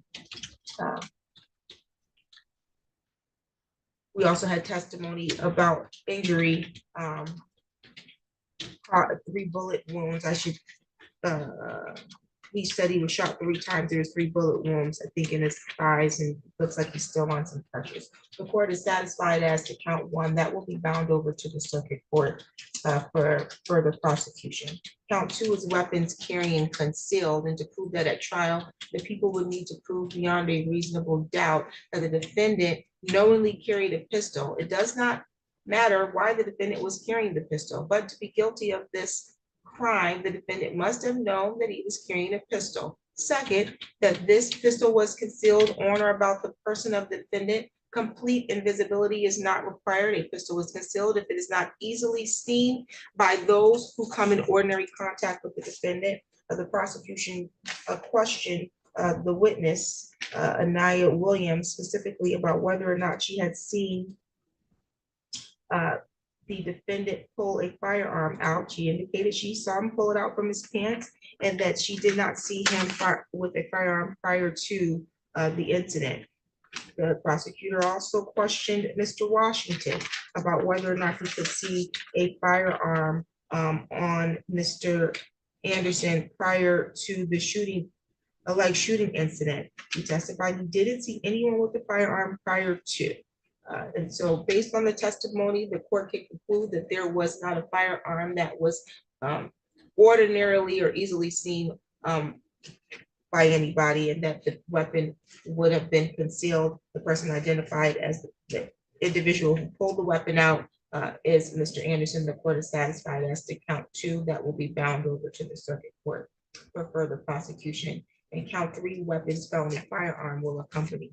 The people are asking to add a count 4 of assault with intent to murder. And they're basing this off of the testimony of the alleged victim, witness Washington, who testified that the defendant stood, I think he originally said about an arm's length, but during the demonstration, it probably was 2.5 arms lengths apart. That the defendant pulled a firearm straight out, and he testified that he pointed it towards his torso or abdomen region before discharging the weapon. The position of the prosecution is that action in conjunction with the fact that there was already an altercation that allegedly involved, that is, Mr. Anderson and 9 to 10 other people allegedly jumping this victim, that after that incident occurred, that Mr. Anderson and another individual allegedly followed this victim further and then pulled a firearm out on him and used it on him, that those things, when taken in conjunction, would rise to the level of an assault with intent to commit murder. The defense is arguing that the injuries sustained would not make it reasonable for the court to believe that this was an assault with intent to commit murder, that is, and that the court should consider that information when considering the people's motions to add. The people pointed out during instruction 16.21, inferring the state of mind, and the court in review of that indicates that the reason why the court is going to grant the motion to add count 4 in the alternative, assault with intent to do great bodily harm, is the totality of the circumstances. There was already a altercation alleged to have happened that was 10 people allegedly beating up on one person. That person ultimately allegedly gets up to retreat. 8 people stay behind. 2 people allegedly follow this person towards their car. this person is walking backwards for his testimony because he's in fear that something else is going to happen or that he's going to get re-jumped. And then he testifies that the defendant pulls a firearm out on him, and he was clear that that firearm was positioned or pointed in the direction of his abdomen, which is an indication of point blank range to shoot him where there are vital organs, as argued by the prosecution. This jury instruction 16.21 says that you may infer the defendant intended to kill if he used a dangerous weapon in a way that was likely to cause death. And there is testimony of a dangerous weapon, that being a firearm, which the jury instruction indicates is a dangerous weapon. And then also the intent or the way that the firearm allegedly was used would likely cause death. How the wounds ended up in the thighs is a question of fact for the jury, because I don't know. Maybe the defendant or the victim ran, maybe the defendant doesn't have good aim. I can't speak to that. But that's for a jury to determine. And so I'm also gonna, that's also one of the reasons why count one is being bound over, because your argument was that there were multiple people there and it was dark and there's a lot going on. And so that means that it's possible that they could have identified or pointed out the wrong suspect. And that's possible, but that's up for a jury to determine. And so counts 1, 2, 3, and 4 in the alternative is going to be bound over. People are asking for count 5 assault. Let's see.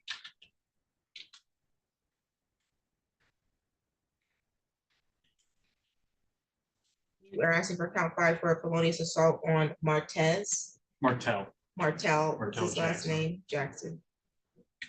Based on the testimony of the two witnesses that the defendant was seen pistol whipping, was the term that was used, Mr. Jackson with a firearm during the altercation. That will be, that testimony, I believe, is sufficient to support probable cause, so count 6 will be added and bound over to the circuit court. Lastly, you were asking to add a count 6 of felony firearm. I think it'd be 7 now, Your Honor, but yes, for the Sorry. felonious assault. Or 6, excuse me, it's 6. Okay, I was gonna say, I must have missed one. Okay, count 6 of a felony firearm to accompany of the count 5, indicating the defendant did have in his possession to with a pistol at the time he committed or attempted to commit the felonious assault upon Mr. Martell Jackson. Based on the testimony evidence, the court finds that sufficient, and that will be bound over as well. You are also asking to amend count 3 to include assault with intent to murder in the alternative. Is that what you're asking? Correct, Your Honor, yes. So that amendment will be granted based on the prior rulings of the court. Your bind over date is the 20. Okay, your bind over date is September 4th. That's the date the circuit court gets the file from the district court. You do not need to appear in the circuit court on that date unless your attorney makes a motion to have you rearranged in the circuit court, okay? Okay. Do you have any questions for the court at this time?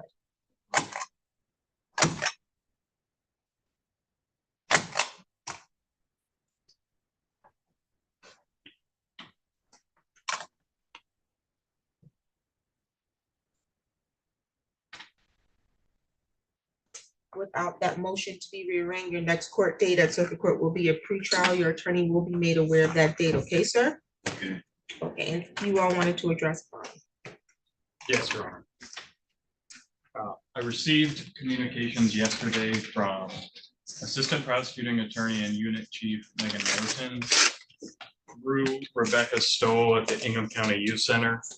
She requested that we ask and make a motion from the court that since the defendant is turning 18 on September 14th, just a few weeks from now, we'd ask for a written order that the defendant be remanded to the Ingham County Jail and general population upon his 18th birthday.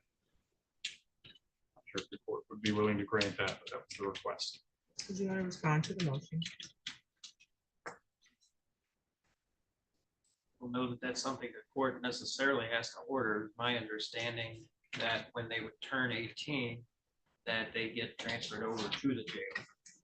That was my understanding as well, Your Honor. It was a specific request from the head of the Ingham County Youth Center, so I didn't know. My gut instinct was that this is already gonna be bound over by then and leave it to the judge who gets the case. Because if it's the only reason for the request is because he's turning 18, it doesn't sound like it's an issue that I need to address. I believe that will happen on its own. I think when he turns 18, that he'll be transferred from the youth center to the jail. So you've made a note of the request on Yes, the ma'am. record. The court's going to deny taking any steps to remove him from, or make an order to remove him from the juvenile center over to Ingham County Jail. That should happen naturally. And so bond was set at 25,000 cash, shorty with GPS tether and a curfew, and a no contact order on the alleged victim not to be within 2,000 feet. Are we addressing bond? I would like to address bonds on behalf of Mr. Anderson. Yeah, notwithstanding, I understand the severity of the charges and the additional severity of the charges that the court has found over on. Nevertheless, there are some important factors that I'd like to point out. The court is aware Mr. Anderson is a very young man. He has long-standing ties to the community. He has a lot of family here. He lives with his mother and his siblings. He has a lot of other family members here in the community. I don't think it's disputed that Mr. Anderson and the complaining witness in this case were strangers with each other prior to this incident. So I don't think there's going to be any issue with him abiding by the no contact order, particularly if there's a requirement, if he is released, that he has to wear a GPS tether. He has no prior convictions, no prior adjudications of any kind other that I'm aware of, other than I know he's currently under the family supervision for what I believe is truancy. I don't think there's been any allegations that I'm aware of that he's ever done or attempted to commit anything violent or assaultive before. Bond is currently set at a matter that he cannot afford to post, given his age that he is and the money that the family has. So I would ask the court to take those factors and consider granting Mr. Anderson some relief in his bond, either as to the form or as to the amount. Did you want to respond to the public defender's motion? Yes, Your Honor. Considering the testimony we heard today, the additional charges, assault with intent to murder, that being a potential possible life offense, I would ask no reduction in the bond. In fact, I would leave it up to the court's discretion, but I would request that the bond be increased, given it's potentially revoked. What good would it do to increase the bond if they can't post this one? Yes, Your Honor, I understand. The concern that the court has is the allegations that are alleged. We have allegations of a minor out at a party at 3 o'clock in the morning, jumping people, pistol whipping, and shooting people. I recognize their allegations, they're serious allegations, but the statements that gives ties to the community does not help me feel like that's going to prevent anyone from violating any laws or court orders. Having ties to the community never stops people from committing crime. So I don't know why that's always brought up. The other issue I have is the allegations was that even after the altercation took place that involved allegedly 10 people to one person, that this defendant followed and continued to pursue this subject. And the allegations, this is over somebody accidentally bumping somebody. And so I think 25,000 cash shorty bond with GPS tether and a curfew under these circumstances is more than appropriate. And I recognize he's under court supervision for something that's not a conviction, but still an issue. If the mother was a person that we could feel would keep him out of trouble, he probably should have been at school and not having a truancy. So sounds like there's a lack of control going on there. I think bond is more than appropriate. Bond will continue as set. Any additional matters for the record? Nothing further from the people. Thank you. You're all set. Thank you.